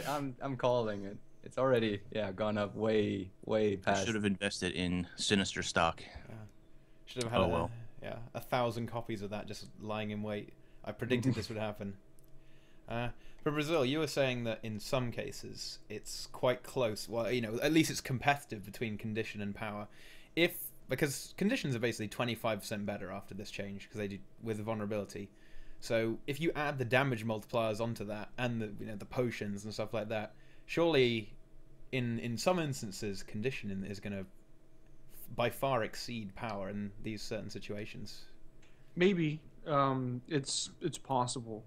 I guess in cases where power still beats out conditions versus heavy armor, there's play with like walls and strength rune modifiers instead of scholar runes, and I don't have a problem with heavy armor and I guess health pools being more susceptible to conditions and light armor. And this again, I mentioned earlier, like this is basically just the husk argument from like Silver Waste and the Worm, and I guess I kind of like that because it makes condition damage useful, and I kind of don't because like I'd rather you just be able to choose between both and them be as effective. So I don't know. I guess I don't know what I like, and I don't like things, and I don't know why. So maybe it's just a weird argument from my part, and my logic's probably not that great. But I guess I'm excited. I'm excited and kind of afraid of a few things too. Yeah, I mean, it's important. Sorry, it's important that I mean, the numbers aren't final. Obviously, like some people were talking about the 700 condition cap, and that's where you start to do more damage. I mean, they'll play around with numbers. The Condi damage numbers themselves are going to see a nerf. I think fire and poison are down 1/3. Bleeding's down by 50% currently. That might change even more. It's important that you keep physical damage still as important as condition damage. You want them to be not a 1-to-1 ratio, obviously, but you still want the viability for both. You don't want to trade a Berserker meta for a Sinister's meta. Like, you don't want to trade one for the other. You want them to both be viable choices within the same meta. One might edge out over the other or something because balancing is not it's not super easy to do. But I think that's the general target they're aiming for at the very least. And then you have Ventari in there, which is a other ball of wax. Yeah. Speaking of, like, imagine if Ventari would actually become viable just because of this condition change in PvP. Massive Condi cleanse, AoE Condi cleanse. Just a thought. I mean, they have a lot of cleanse on all of the tablet abilities and some of the staff skills as well. Conditions will not matter to the Ventari. Clearly, having the extra legs, because obviously you become a centaur when you pick this. The extra legs prevent you from suffering conditions. They go to some of your spare legs, and those other legs are unaffected. I've really gone way too far with this. Yes, maybe a little bit. I think I'll stop. Quit while I'm slightly behind. We need to have a centaur cowboy. That's what we need. Well, I mean, it's to do with horses, so... And they oh, dear. I don't even want to repeat what I heard in that thing you linked to me, you filthy man, Brazil. We have to stop. Yeah, we must stop this immediately. Yeah. I think, with the increased potency of conditions, stuff like the Ventari and things with really heavy cleanse are going to be a lot more favored in structured PvP, because there's always going to be that one guy who's going to go, I'm going to cover everyone in conditions and kill them. Full glass conditions. Oh, the horror. Oh, the horror. Yeah. General Kurtz. Exactly. What is happening in chat? Well, you know, Going Apocalypse nuts. Now. Well, They don't want to fight, they want to surf. They got out of the boat to get some mangoes and there was a tiger. I'm just going to refer to that movie. I think that might be my favorite movie. I guess it's not relevant to Guild Wars 2 at all. But It is whatever. in context, though. Yeah. Why not? Okay. I mean, have we said everything we need to say on this? Do you guys think? Do we want to mention anything about E3, so to speak? I guess we're done with the conditions. Do we want to? E3? Did I hear E3? No, yeah. E3. Did you? Yeah, so I'm E5? excited for Fallout 4. I don't give a fuck about anything else. Like Colin Johansson, he can kiss my booty. I'm just gonna watch the stream tonight. Then I'm gonna watch Game of Thrones, and I'm gonna. I don't care about you anymore, Guild Wars 2. My true love has come back to me. Fallout. I'm not Fair enough. particularly hyped up for it, to be honest. The Guild Wars announcement at E3. Wow, bunch of haters Yeah. Oh, are you hyped, Dinks? A little bit. for the guild hall stuff. Yeah, of course. Yeah, I mean, I don't know. We keep getting information every week. Last week was, you know, it's a lot of small little pieces here and there, changes to the wallet, changes to conditions, but it's all this little information. It's coming out, I guess, at a better pace now. I'm hoping that next week we get back to, you know, Druid and whatever other elite specializations we're gonna get. But I'm excited for that. I'm excited for Fallout 4, obviously. Other than that, I don't really follow too many other games that are E3 that really are like, oh, I can't wait for amiibos. I need more amiibos. Not really my thing. Did you guys? I have to bring this up because this is the most ridiculous thing I've ever heard, and it's not related to Guild Wars 2, so I apologize. So, in Europe, there was one way to get the fucking Splatoon amiibos. I think it was the Splatoon amiibos. And they were on a truck to a distributor. These were all of the fucking Splatoon amiibos in Europe. And the truck got stolen. People hijacked it and stole the truck. So That's now amazing. Europe can't have Splatoon amiibos. Thank That's you And they don't know amazing. where it went. for They don't sending know it where all in went. one They don't truck. You're gonna start seeing them appear on eBay. European Splatoon, 500 quid. Yeah. I had to mention that, like, That is unusual. that was ridiculous. This fucking amiibo shit is crazy. I think Nintendo, for the record, I think Nintendo's absolutely brilliant. They're printing plastic gold right now, and just keep releasing them and keep doing store exclusives. You can only get this one at Best Buy if you stand on 1 foot for 3 hours in the pouring rain, and there's only 25 of them, and you're the only one who can have it, and then you can sell it on eBay for millions of dollars. Am I You saying seem- quid weird? I'm probably saying quid weird. You My seem No, apologies. that's how to you say know quid. way too much. Quid in You, pounds. you know too much about the things. Was it you? Did you steal them? It was me. Yep. I stole the Splatoon truck, and I'm holding it hostage until Nintendo pays me my YouTube fees until for he can put them hosting all in his Nintendo guild hall. channels. Yeah, He's gonna fill his guild hall with Yeah. Splatoon amiibos. that's right. You can now buy them on the gem store for 700 gems. Wait, no, 900 gems. So you have to buy 2 packs of gems. Yeah. I think they're absolute geniuses, and everybody should go buy them except me. Except you. Yeah, I Because don't you already want have them. Because you stole No. them. He's stolen the whole thing. Yeah. Yeah, I stole all the Splatoon. Yeah. All right. Oh, Nintendo. I just Anyway. E3. I hope there's a cameo of the PVE that's not terrible guy. Oh yeah. Like I hope they like brought him on Yeah. as like a guest speaker, Exactly. and he just walks out on the stage before Colin, and no one knows who he is, and he just says like, "I'm happy to introduce PVE content that's not Yes. terrible," Yes. and he just like Yes. falls on his I was knees, just and thinking Colin comes out. He comes out of a Mystic Forge that's on the Oh. stage. You're And- describing how it should be right and now. they throw Yeah, that's a precursors fantasy to view, everyone yeah. in the audience, and it's this is how Yeah. That's it how must it should be. Yes. That will be the best E3 announcement ever, and you know he's now on the staff. He's now Colin Johansson's right-hand man. He's head of Yeah. human resources. No, he's head of PR. So Yeah. I mean, ArenaNet don't really have a good time with PR. So just think about it. If there was just a massive announcement that says Heart of Thorns is PvE content that isn't terrible, everyone would love that. Think of all the Reddit upvotes they could get. They could get a lot of Reddit votes. It's just Oh god. tell them to it straight. It'd be beautiful. It would be hilarious. Amazing. It will be hilarious. All right.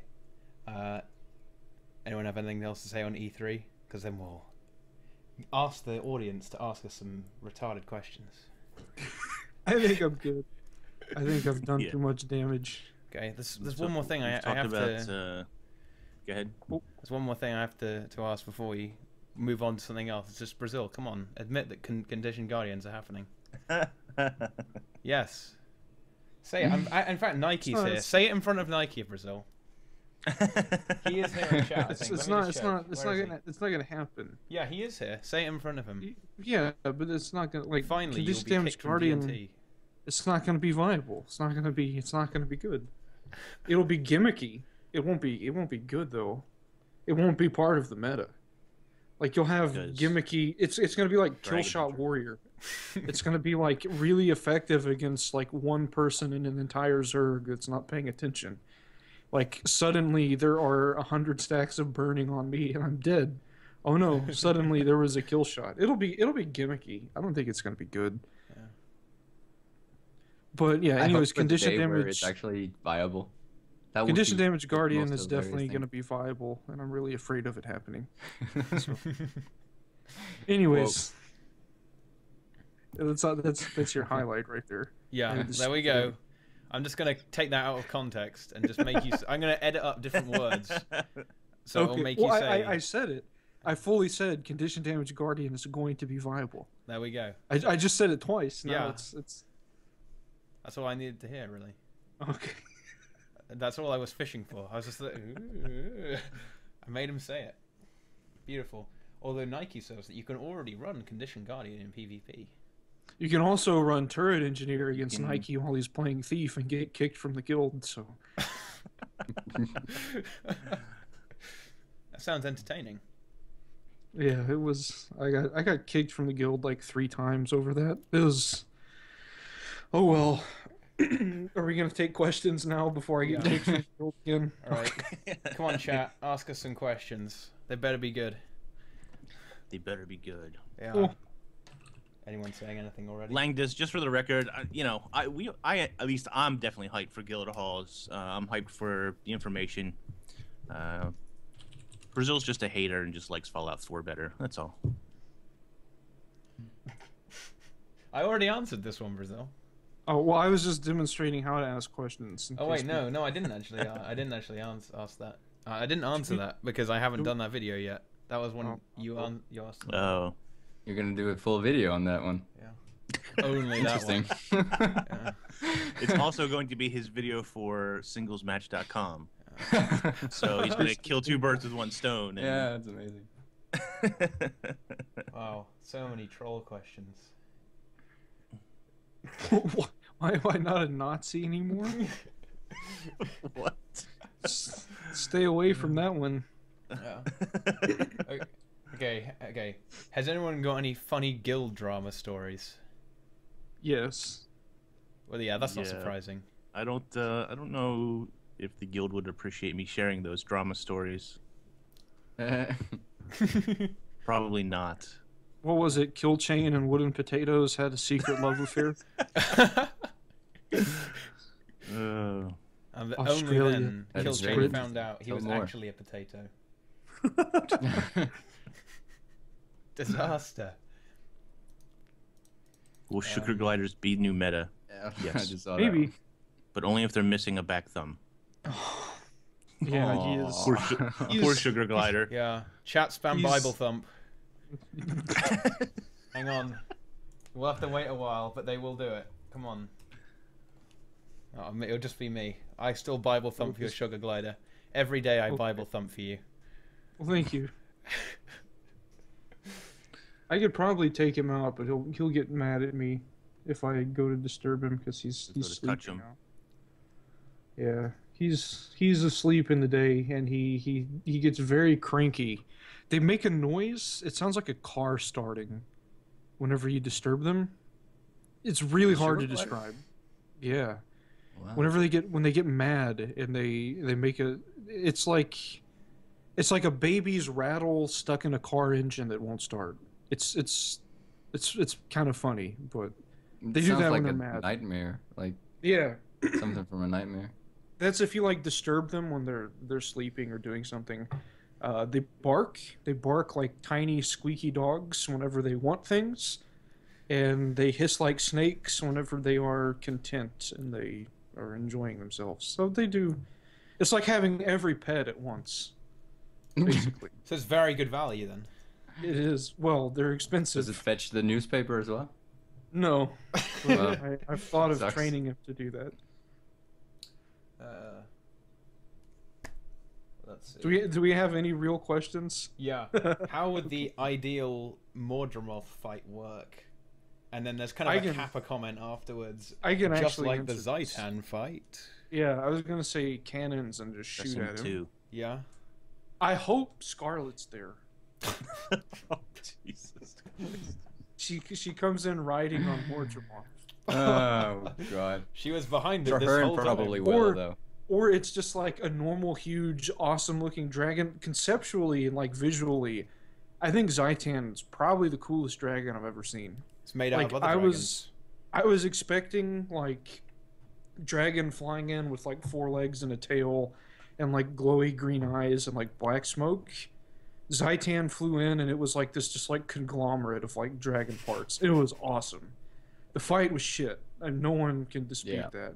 But Yeah, Zaitan awesome looking. looked cool. but So there needs to be like this dragon. It's just like it has like vines and stuff breaking off of it and growing, and like instead of like it has huge gaping eye sockets with just big thorns coming out of it and like crazy shit. But You then it really just thought has about like this. Scarlet's hair on top of its head. Big scarlet hair. It'd be perfect. Would you want it to be like the Saitan fight in that it would be in the air, or would you rather have it on the ground? Because I think I that would. they might push for the air thing just because we have the gliders and the mushrooms and shit like that. This is I've talked about this I think briefly very one time, and I would love to see the Mordramoth fight. Mordramoth is breaking out of the ground, and it progresses up through the layers of the jungle.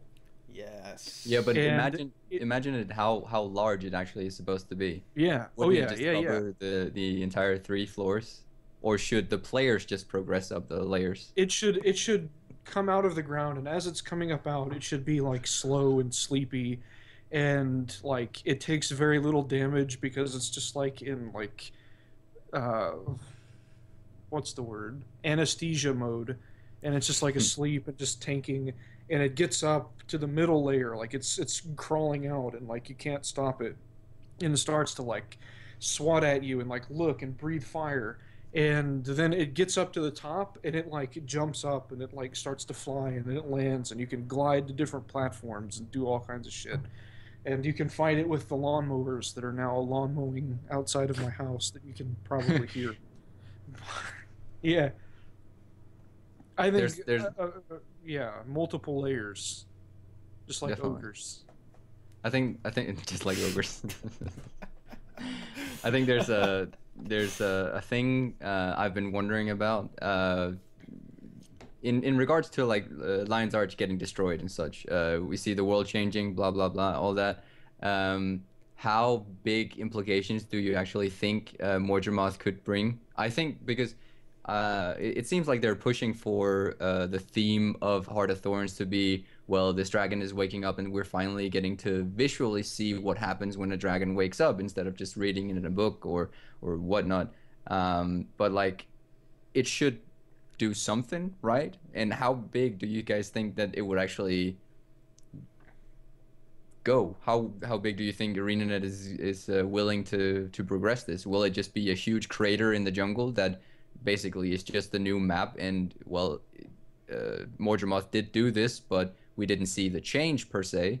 Or will it just like take out half of Divinity's Reach and reach for Jenna just to get at that at the real what heir to the throne of Ascalon or whatnot. You know, if he gets to fully awaken, which by the way he's not, right? He hasn't Yeah, exactly. he hasn't done his earth-shattering awaken yet.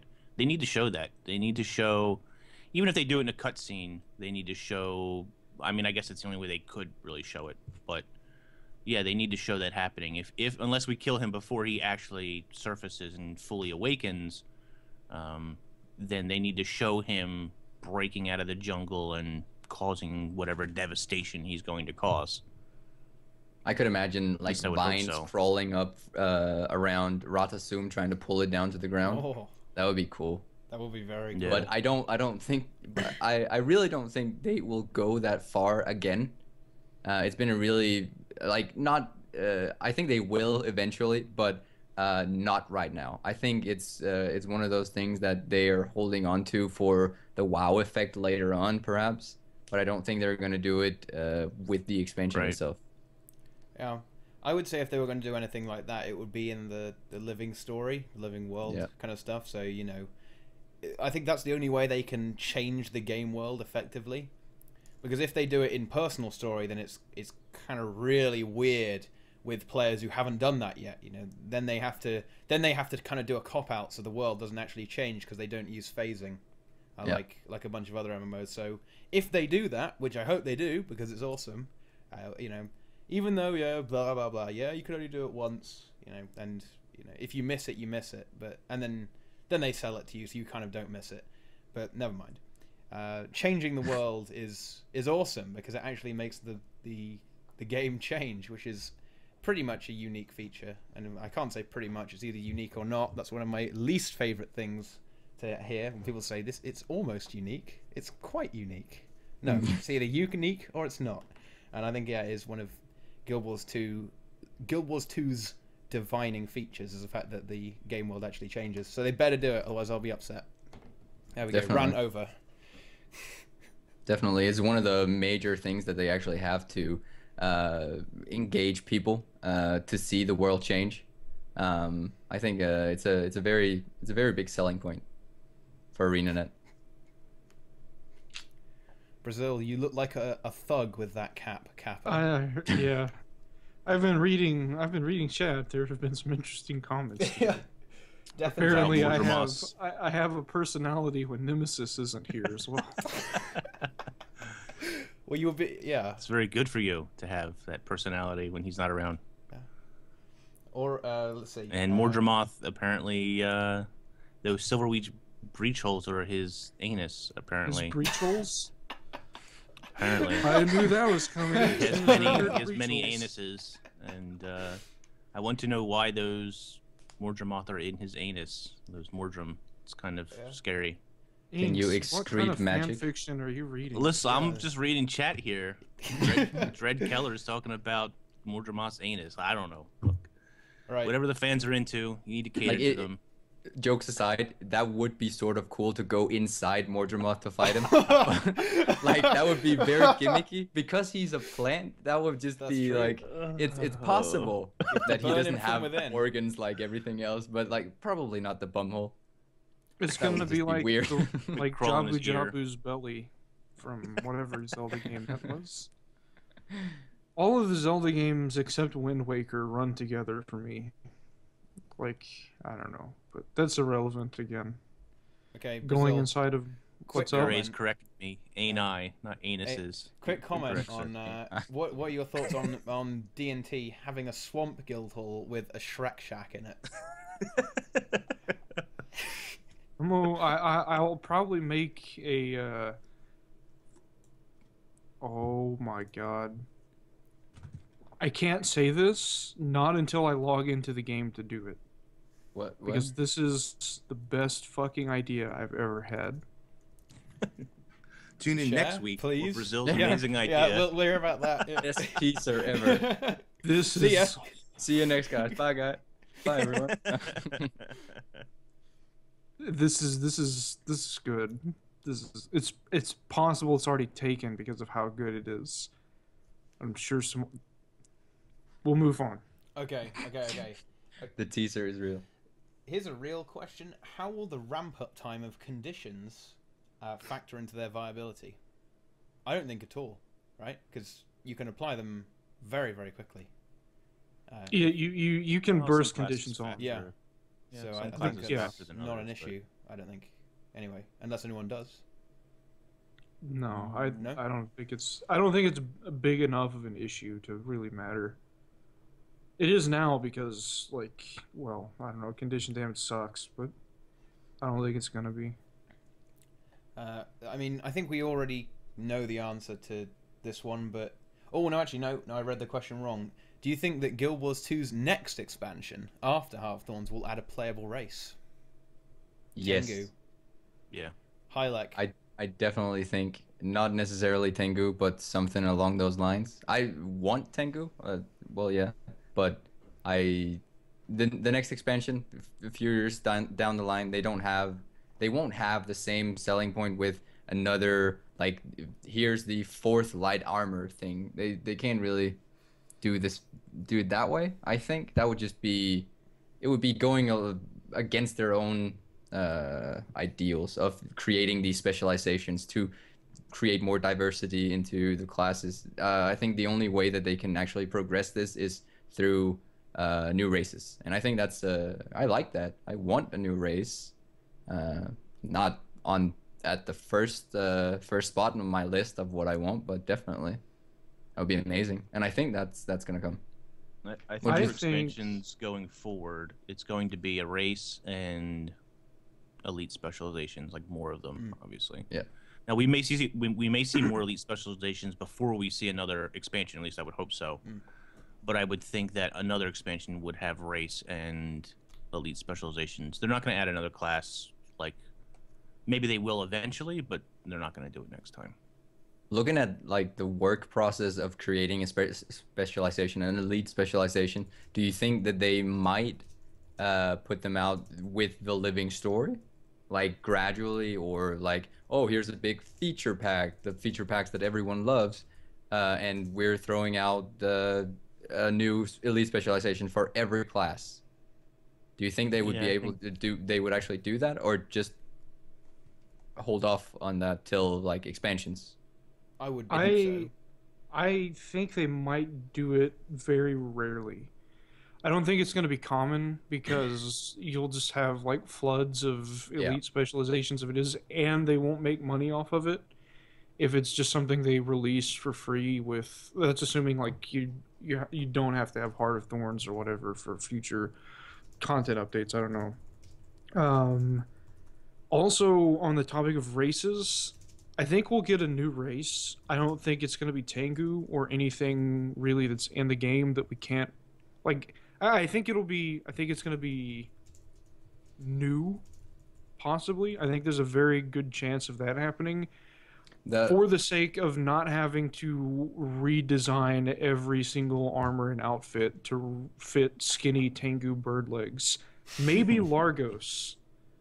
Maybe Largos because they're Well, humanoid, but Yeah, but those still have some limitations, but still the wings. humanoid Yeah. thing helps. I think the biggest thing about creating the biggest problem about creating a whole new race, we've seen this, and that's what they've actually accumulated it up to with the Sylvari right now with Heart of Thorns. They've had to build their story. It was just Right. a completely new thing, and they actually had to, and that's why Heart of Thorns is so heavily built around the Sylvari, is because well, we don't know anything basically about the Sylvari's origins, and this is gonna put their mark on the world. After the fight with Mordramoth, they're gonna be the children left behind by the Elder Dragon. That's gonna be their origin story. That's gonna be amazing to tell like later on down the game. That's gonna be a cool story. But if they actually decide to add something completely new again, like the Sylvari along those lines, they will have to go through the same process, and that might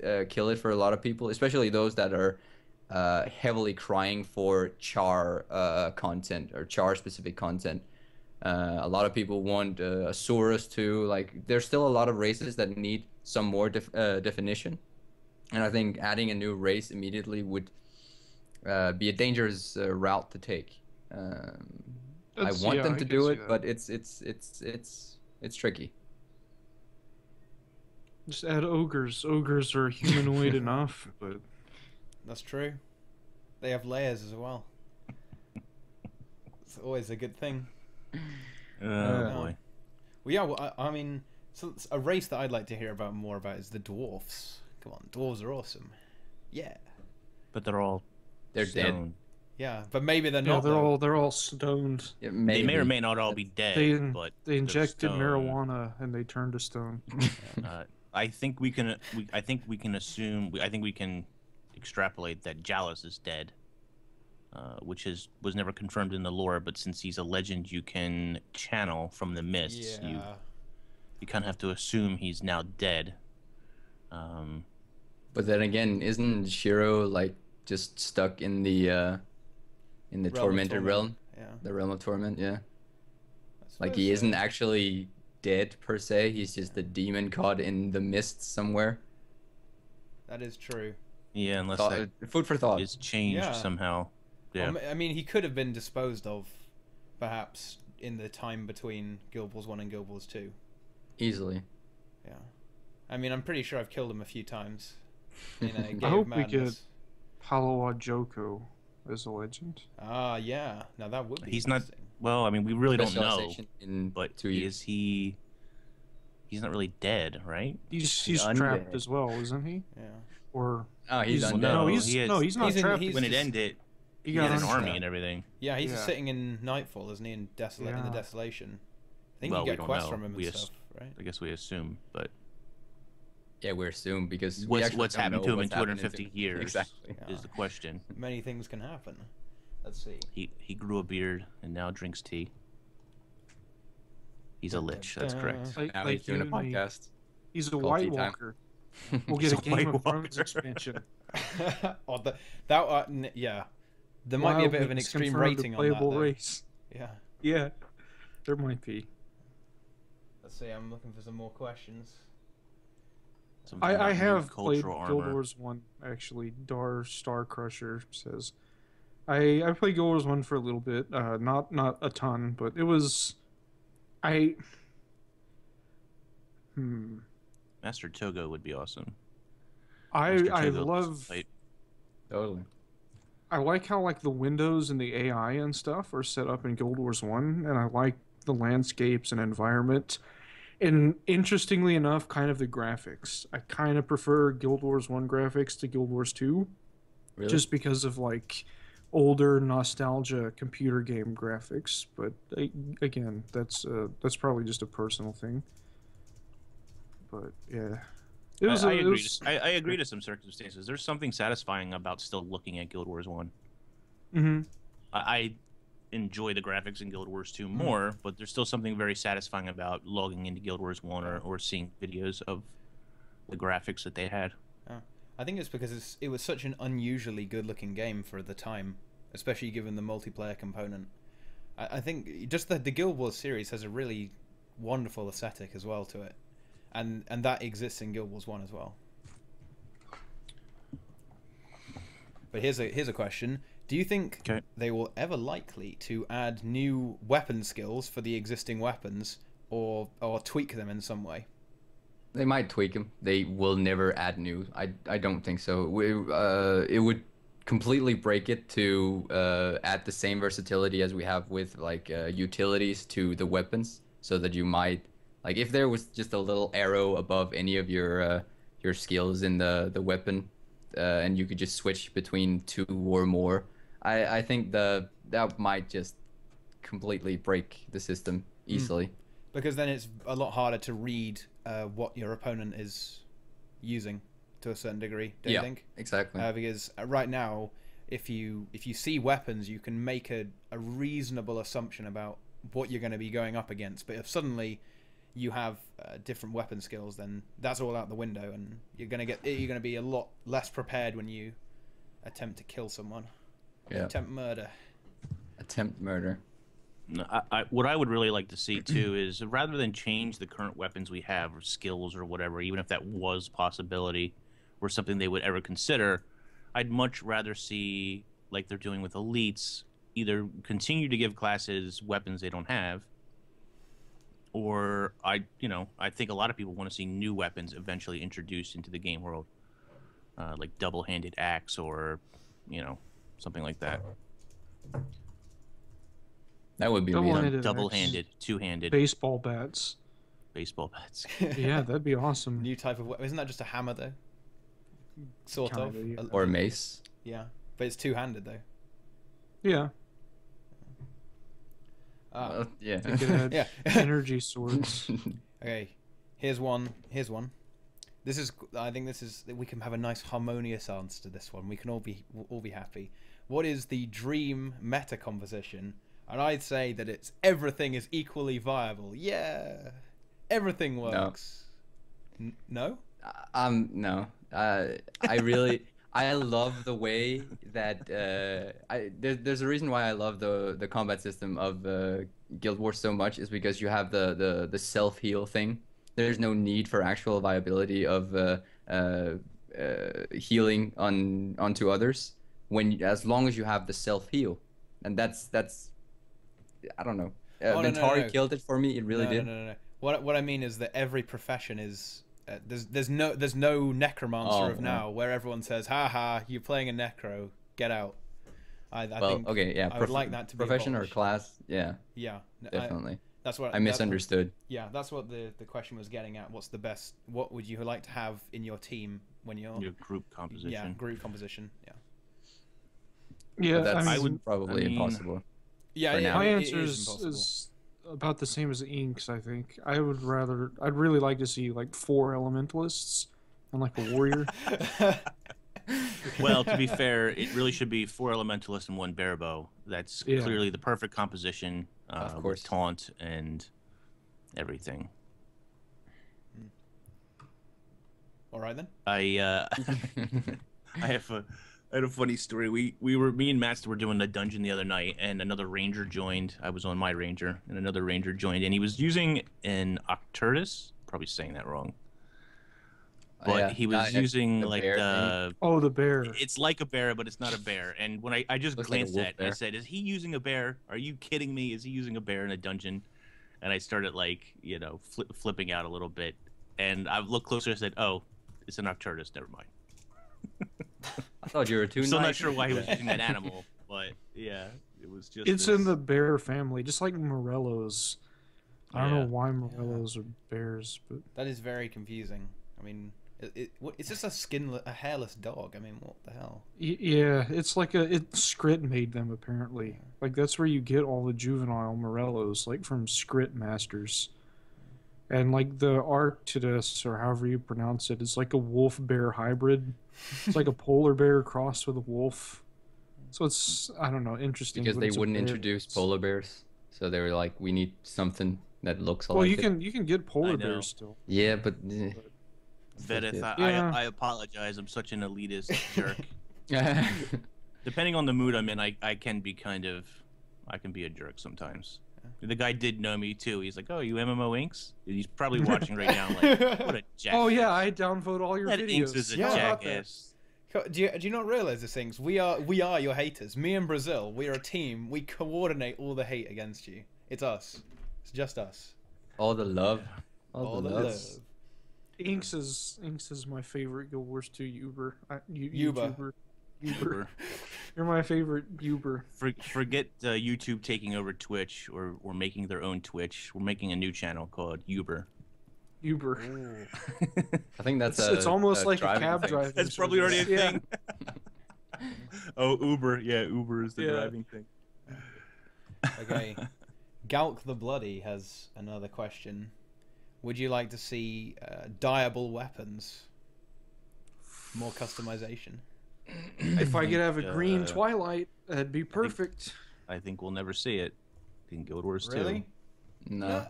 You don't think so? I think not even a single set. No. I don't think so. Think about. I would love it. Don't get me wrong. I love the idea, but think about ascended weapons. Or think about people who collect.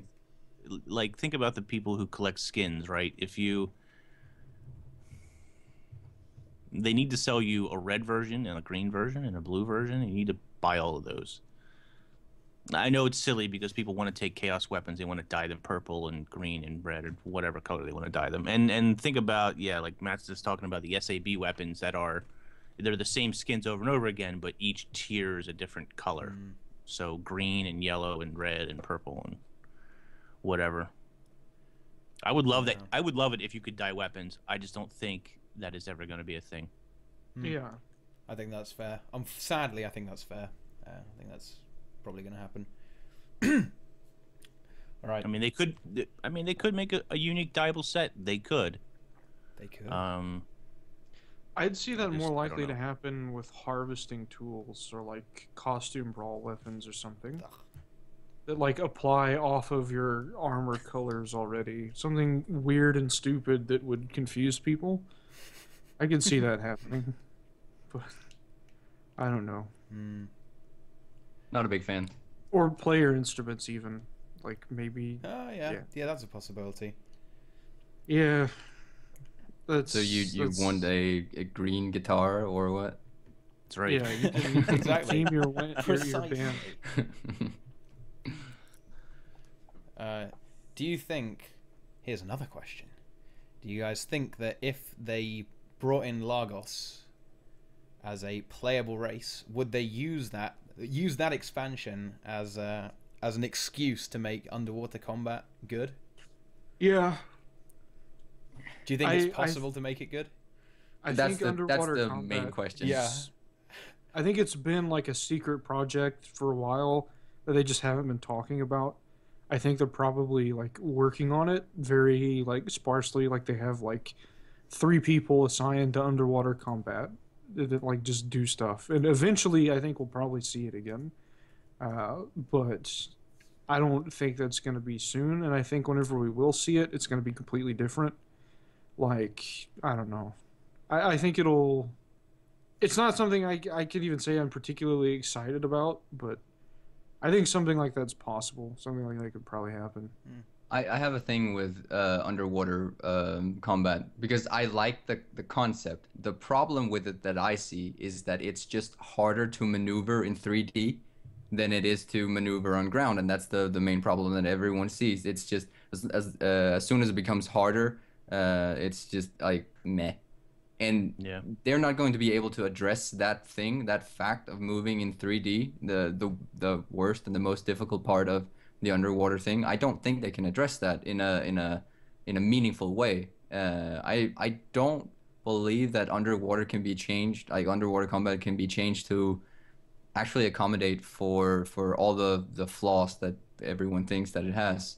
I think it's going to stay much the same whenever we see it. I think we will see it at one point, and I think it's only a matter of people actually getting used to it more. We need more content underwater, so to speak, for people to get used to it and not have it just be a gimmick, because people don't learn this little gimmick usually. We see this with all the dungeon strategies and such. People don't necessarily learn that little thing that they only encounter once every so often. And so underwater combat is that gimmick, that niche that no one ever encounters. We need more content. We need a full underwater map to actually like, and as horrific as that sounds, we need it for us to actually learn how to use it and actually get comfortable with it. Because I think it's actually underwater combat it has its flaws, but it's not bad. It's not what's it called? Yeah, in itself bad. It's just, well, difficult. Yeah, you know, I think your point on. Not enough people spend enough time underwater to really master the controls, the movement, and that such. So there's definitely a rework they could probably do to make that experience a bit smoother. Certainly, you would need more content underwater, but the whole weapon and utility system underwater needs a rework, I think. It's just not expansive enough. There's not enough types of underwater weapons. There's not enough good utilities underwater. Everything like in that instance needs to be reworked if they ever do an underwater kind of thing.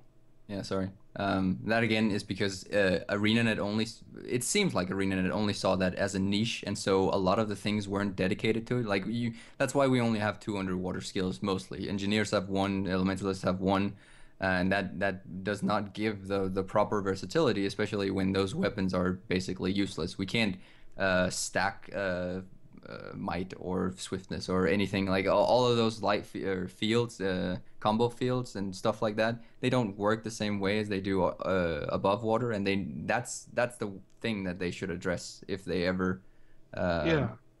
look at underwater combat.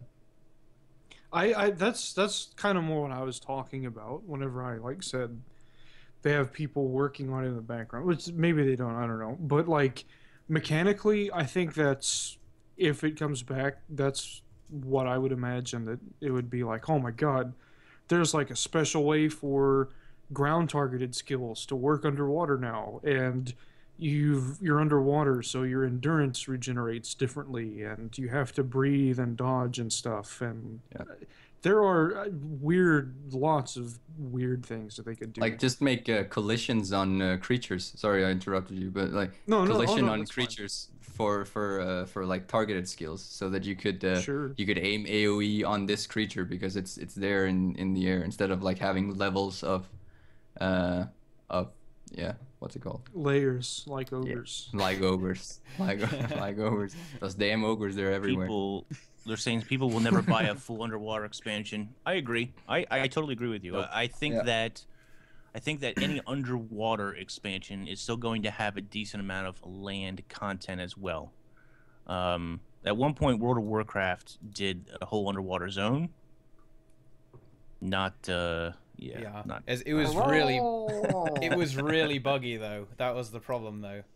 The game engine of WoW is even less adept to deal with the 3 dimensions than Guild Wars 2, and I actually really enjoyed it. I think it would look really nice, but it was really buggy, and line of sight was just don't even go there. It was just broken beyond belief. So I do think, for what it's worth, Guild Wars 2 has probably the best, or certainly one of the best, underwater combat systems there is in an MMO. But underwater is usually pretty bad in most MMOs, if they even let you go underwater. Like SWTOR doesn't even let you. There's no underwater, which I guess makes sense. Lightsabers underwater and all. Yeah. Guns underwater. Yeah, I don't know. Anyway, but there was one guy in chat, I forgot his name. Sorry, I missed your name, but he said that they could introduce a underwater city. How would you guys feel about that? Because I thought that was actually amazing. That way They did that in actually... Yu-Gi-Oh. What? Really? There was a whole story arc where they were underwater. Therefore, it will work in like, Guild Wars were they 2. swimming underwater, or They were like, or was it dueling just in like Atlantis. a dome underwater, like in Star Wars? Transformers, they went to Atlantis, and I'm fucking tired of seeing Atlantis and bullshit like that. But if there's like I don't know. No, but like with the Lagos or such, Maybe. they would need an underwater thing, I guess. I'd want it to be the Guild Wars 2 twist, where like everyone expects mainstream like Atlantis stuff, and then suddenly it's like it's not. Like it's just some crazy shit. Like I don't know. Like SpongeBob, Bikini Bottom will be the exactly. city from Guild Wars 2. That'd be perfect. Like if like you got so deep in the water that like gravity was the same under the water that it was on land, so you could just walk on the floor normally. Like that'd be perfect. And then as you got high, like you could jump in a current and like elevator back up to where you could swim and maneuver around in 3D, and like you get to get mastery points from the Largos of how to like see in the dark and really dark places in the water. And I don't know, stuff like that. Yeah. There are lots of cool things. I'm kind of a madman with just coming up with ideas and stuff, so I see lots of possibilities. Some of them excite me, some of them are terrifying, and I don't ever want to see them. Like SpongeBob. Like here's a Krusty Krab Divinity's Reach instance bar that you have to go in for the personal story. That's right. I wouldn't want to see that. But I mean, that way people could have crab people. Crab people, crab people. Crab people. But like that way, with a city like that, where people wouldn't have to fight and stuff like that, they could actually get used to being underwater for longer durations of time and actually get used to the maneuvering there. That way, when you actually enter combat underwater, it would be easier to like make the transition. And that makes complete sense too. Like I think that's a very good point. Yeah. So Force people at first, and then they'll get used to it. Exactly. sure. There we go. Simple. Okay then. Right. Let us do the final question before we get you all to endorse yourselves. It's another one from Galk the Bloody. This guy has amazing questions, and this one is quite amusing though. My idea for the next Mesmer specialization is the minstrel. Give it kits that are musical instruments. What do you think about that? I mean, Mesmers are already like their underwater skills are heavily aimed at like the musical theme. Yeah. You see those notes popping up Exactly. everywhere. It could and happen. I've always thought that was just the weirdest thing. But ArenaNet may be hinting at the minstrel here. I hope not. But yeah. I would love to see a minstrel class that was like a buffer, like a support Ah, yeah. class in that know way. they're moving towards that sort of thing with the Ventari. So it wouldn't be that surprising to see a specialization dedicated to another way. Yeah, I mean, I another don't know so profession much dedicated about to like support. this healing class. I don't mean support that way. I mean more of like A boon master. I don't want to say I don't want to say a guardian, but yeah, like boon, like giving out boons and stuff But like that. But I think that's some of the things that they're trying to address with exactly the Chronomancer right now is like with all the speed and like the extra with the shield, all that AOE, what's it called? Wells? Guys? Quickness. Oh, quickness. Yeah, and alacrity. That was the word I was looking for. Alacrity. All of those the very Mesmer specific boons that you can provide. I think it would be a shame to see Mesmers enter into healing, for example, like just plain stupid healing. It would be a shame. Yeah, I agree. Rift had a thief specialty. Go ahead. Well, I was gonna say you could change it, not necessarily just kits, but almost have like the kits that are instruments be like stances as well.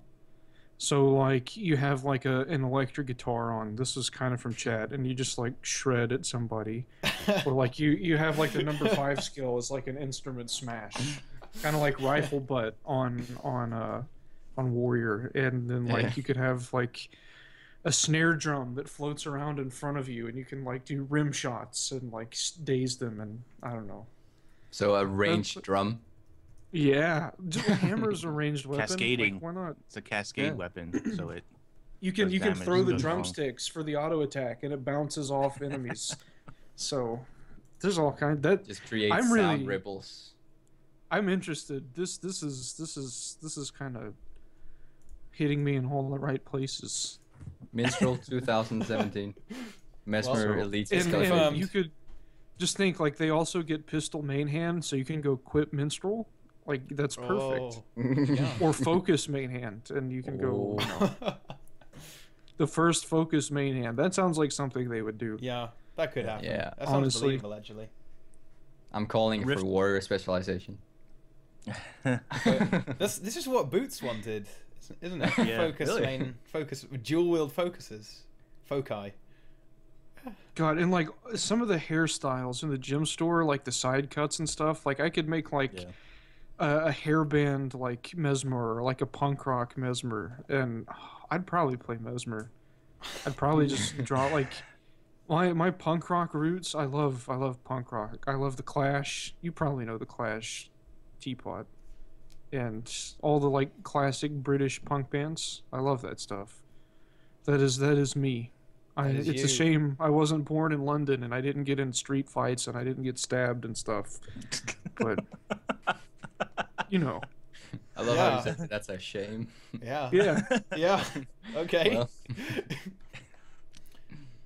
Fair enough. Rift has yeah. Rift has a specialty class that's called it's not called minstrel, but Is it it's Bard?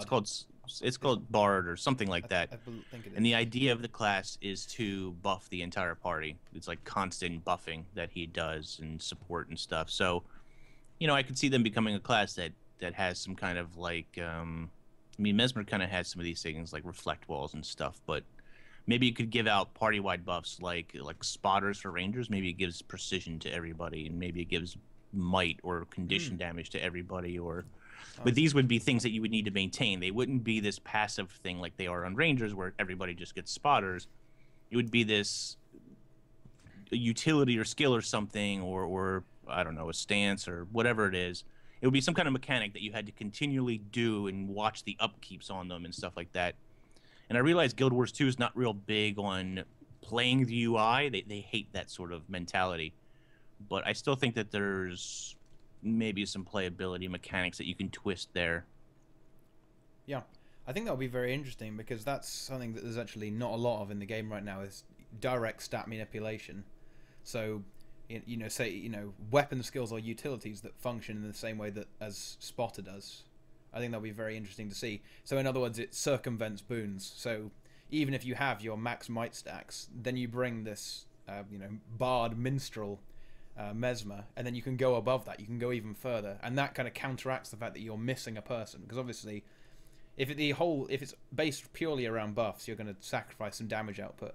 I assume is where you were kind of going with that. And then if you could compensate that by you know, granting extra stats to everyone, either offensive or defensive, can make it more versatile in that respect. I think that'll be a very interesting idea, actually. And when you think about it, that's what Warrior does right now in the meta. He sacrifices personal damage in order to boost the damage of everybody else in the party. Yeah. In some respect, that is a bit like Chronomancer, though, because with Boots' crazy permanent quickness build, and right, know, there would definitely have to be. There would have to be some drastic changes. That's why I was toying with the idea of this spotters for everybody kind of mechanic that you need to upkeep, or you know, other similar buffs like that. All right, is that the end of that question? That is the end. Extra comment on that just to finish it off, or fair enough then. In that case, yeah, I think that's it. That's it. What an excellent stream. What a wonderful guest. Deroir, please tell everyone here, where can we find you? How do we watch your amazing content on amazing things? content? I am most active on YouTube / Deroir Gaming. I also do Twitch on the twitch.tv / Deroir Gaming. And yeah, that's where you can find all my amazing ideas and fun things. I guess. that's about it, I guess. Yeah. All right, Inks, who are you? I have no idea. You can find me, yeah, YouTube, Twitch, Twitter. You can find me at MMO Inks. It's the same for all of those. I've been streaming fairly more. I'm going to be ramping that up. The Twitch channel itself needs to go through some little changes. Teapot's going to help me with soonish. So yeah, Twitch is getting better. I'm starting to do more of that. YouTube, of course, is steady as always, almost a video a day or every other day, give or take, and going strong. Subscribe, follow. Brazil, who are you? Stuff. Who are you going to impersonate today, Brazil? Who are you going to pretend to be? I actually wasn't.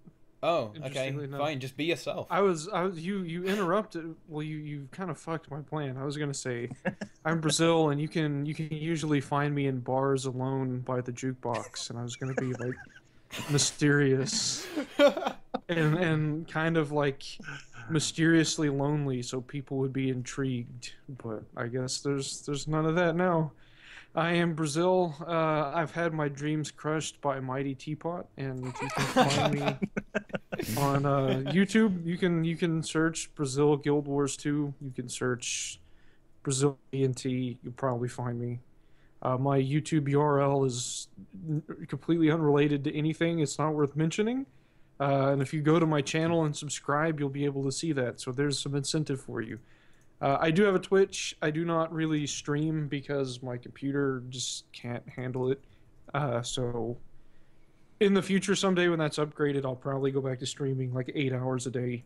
And so if you want to just prepare, you can twitch.tv/BrazilDNT. And I'm on Twitter. I do tweet about things. Some of them are funny and some of them make sense. Some of it's just stupid and, you know, people seem to enjoy it. So BrazilDNT on Twitter as well. There you go. Follow all of that. You better, otherwise Brazil will come and stare at you and get you. I'll come and I'll wear my Shrek mask and look through the window. Ogres everywhere. You know, I'm gonna see if I can find a Shrek mask now and like order it and wear that in the next podcast we do. That's one plan. That's gonna be horribly hot this is for over. you. It's gonna be great. If you just get the program I have, you can just put anything on your face you want. I've done it with Illuminati. Done it with stupid. Colin. That's a half measure. That's a half. It needs to be real. That's true. I'm not committed, am I? I need to actually cut off Colin's face and wear it on my own. Is that what you want me to do, Brazil? Yes. No half measures, only full measures. Brazil has actually just said I should murder Colin. He just implied I should murder Colin and also find the Illuminati and actually get a triangle on my head. Oh man. Okay, in that case, I'll just finish this off with. Thank if you you're guys for watching having this, me. Yeah. just follow this stream as well. Just do it, and go on my YouTube and subscribe to that. Deroir, he's a little bit smaller on YouTube. I have to plug this, so go and subscribe to him. Yeah, you're not quite at 1,000 subscribers. Nope. Make sure he gets 1,000 subscribers. There will be links all over my click video. the buttons. Links. Yeah, click them. Click them. All the buttons, click them. Yeah, click all the buttons underneath this stream and do that. But more importantly, I want to see Deroir with 1,000 subscribers. Come on now. But we've got 159 people here right now. I want to see 159 more subscribers. And although some people will already be subscribed, make another account and subscribe. Okay? And then you can, as a bonus, you can also use that account to harass inks anonymously. Since we've been doing these public service announcements, trolling has been, or evil comments have been down actually. So really, it's good news. That is good. I still have 2 or 3 people who follow me to constantly downvote me, but who does that? And it's not a joke. That's a literal thing. I know, but that's okay. These people are horrible. What the hell? At least I know when I get 3 instant downvotes, I know who it is. So. Fair enough. I guess. Know your enemy. Yeah. All right. Hang on. People have asking me to link things. I will do that. Oh, you have the thing on the Teapot bot. Can you do like a / stimulate and it will do it? Rex destroyed the Teapot bot by spamming ! KPM in the chat. But okay. So I do it manually, and I can't turn it off because it was keeping all the questions, so I can't restart the bot because it was listing all the questions. But it's fine. I'll do it myself because I love you guys so much. Appreciate it. Yeah. Just, please love me. All right. In that case, thanks for watching, guys.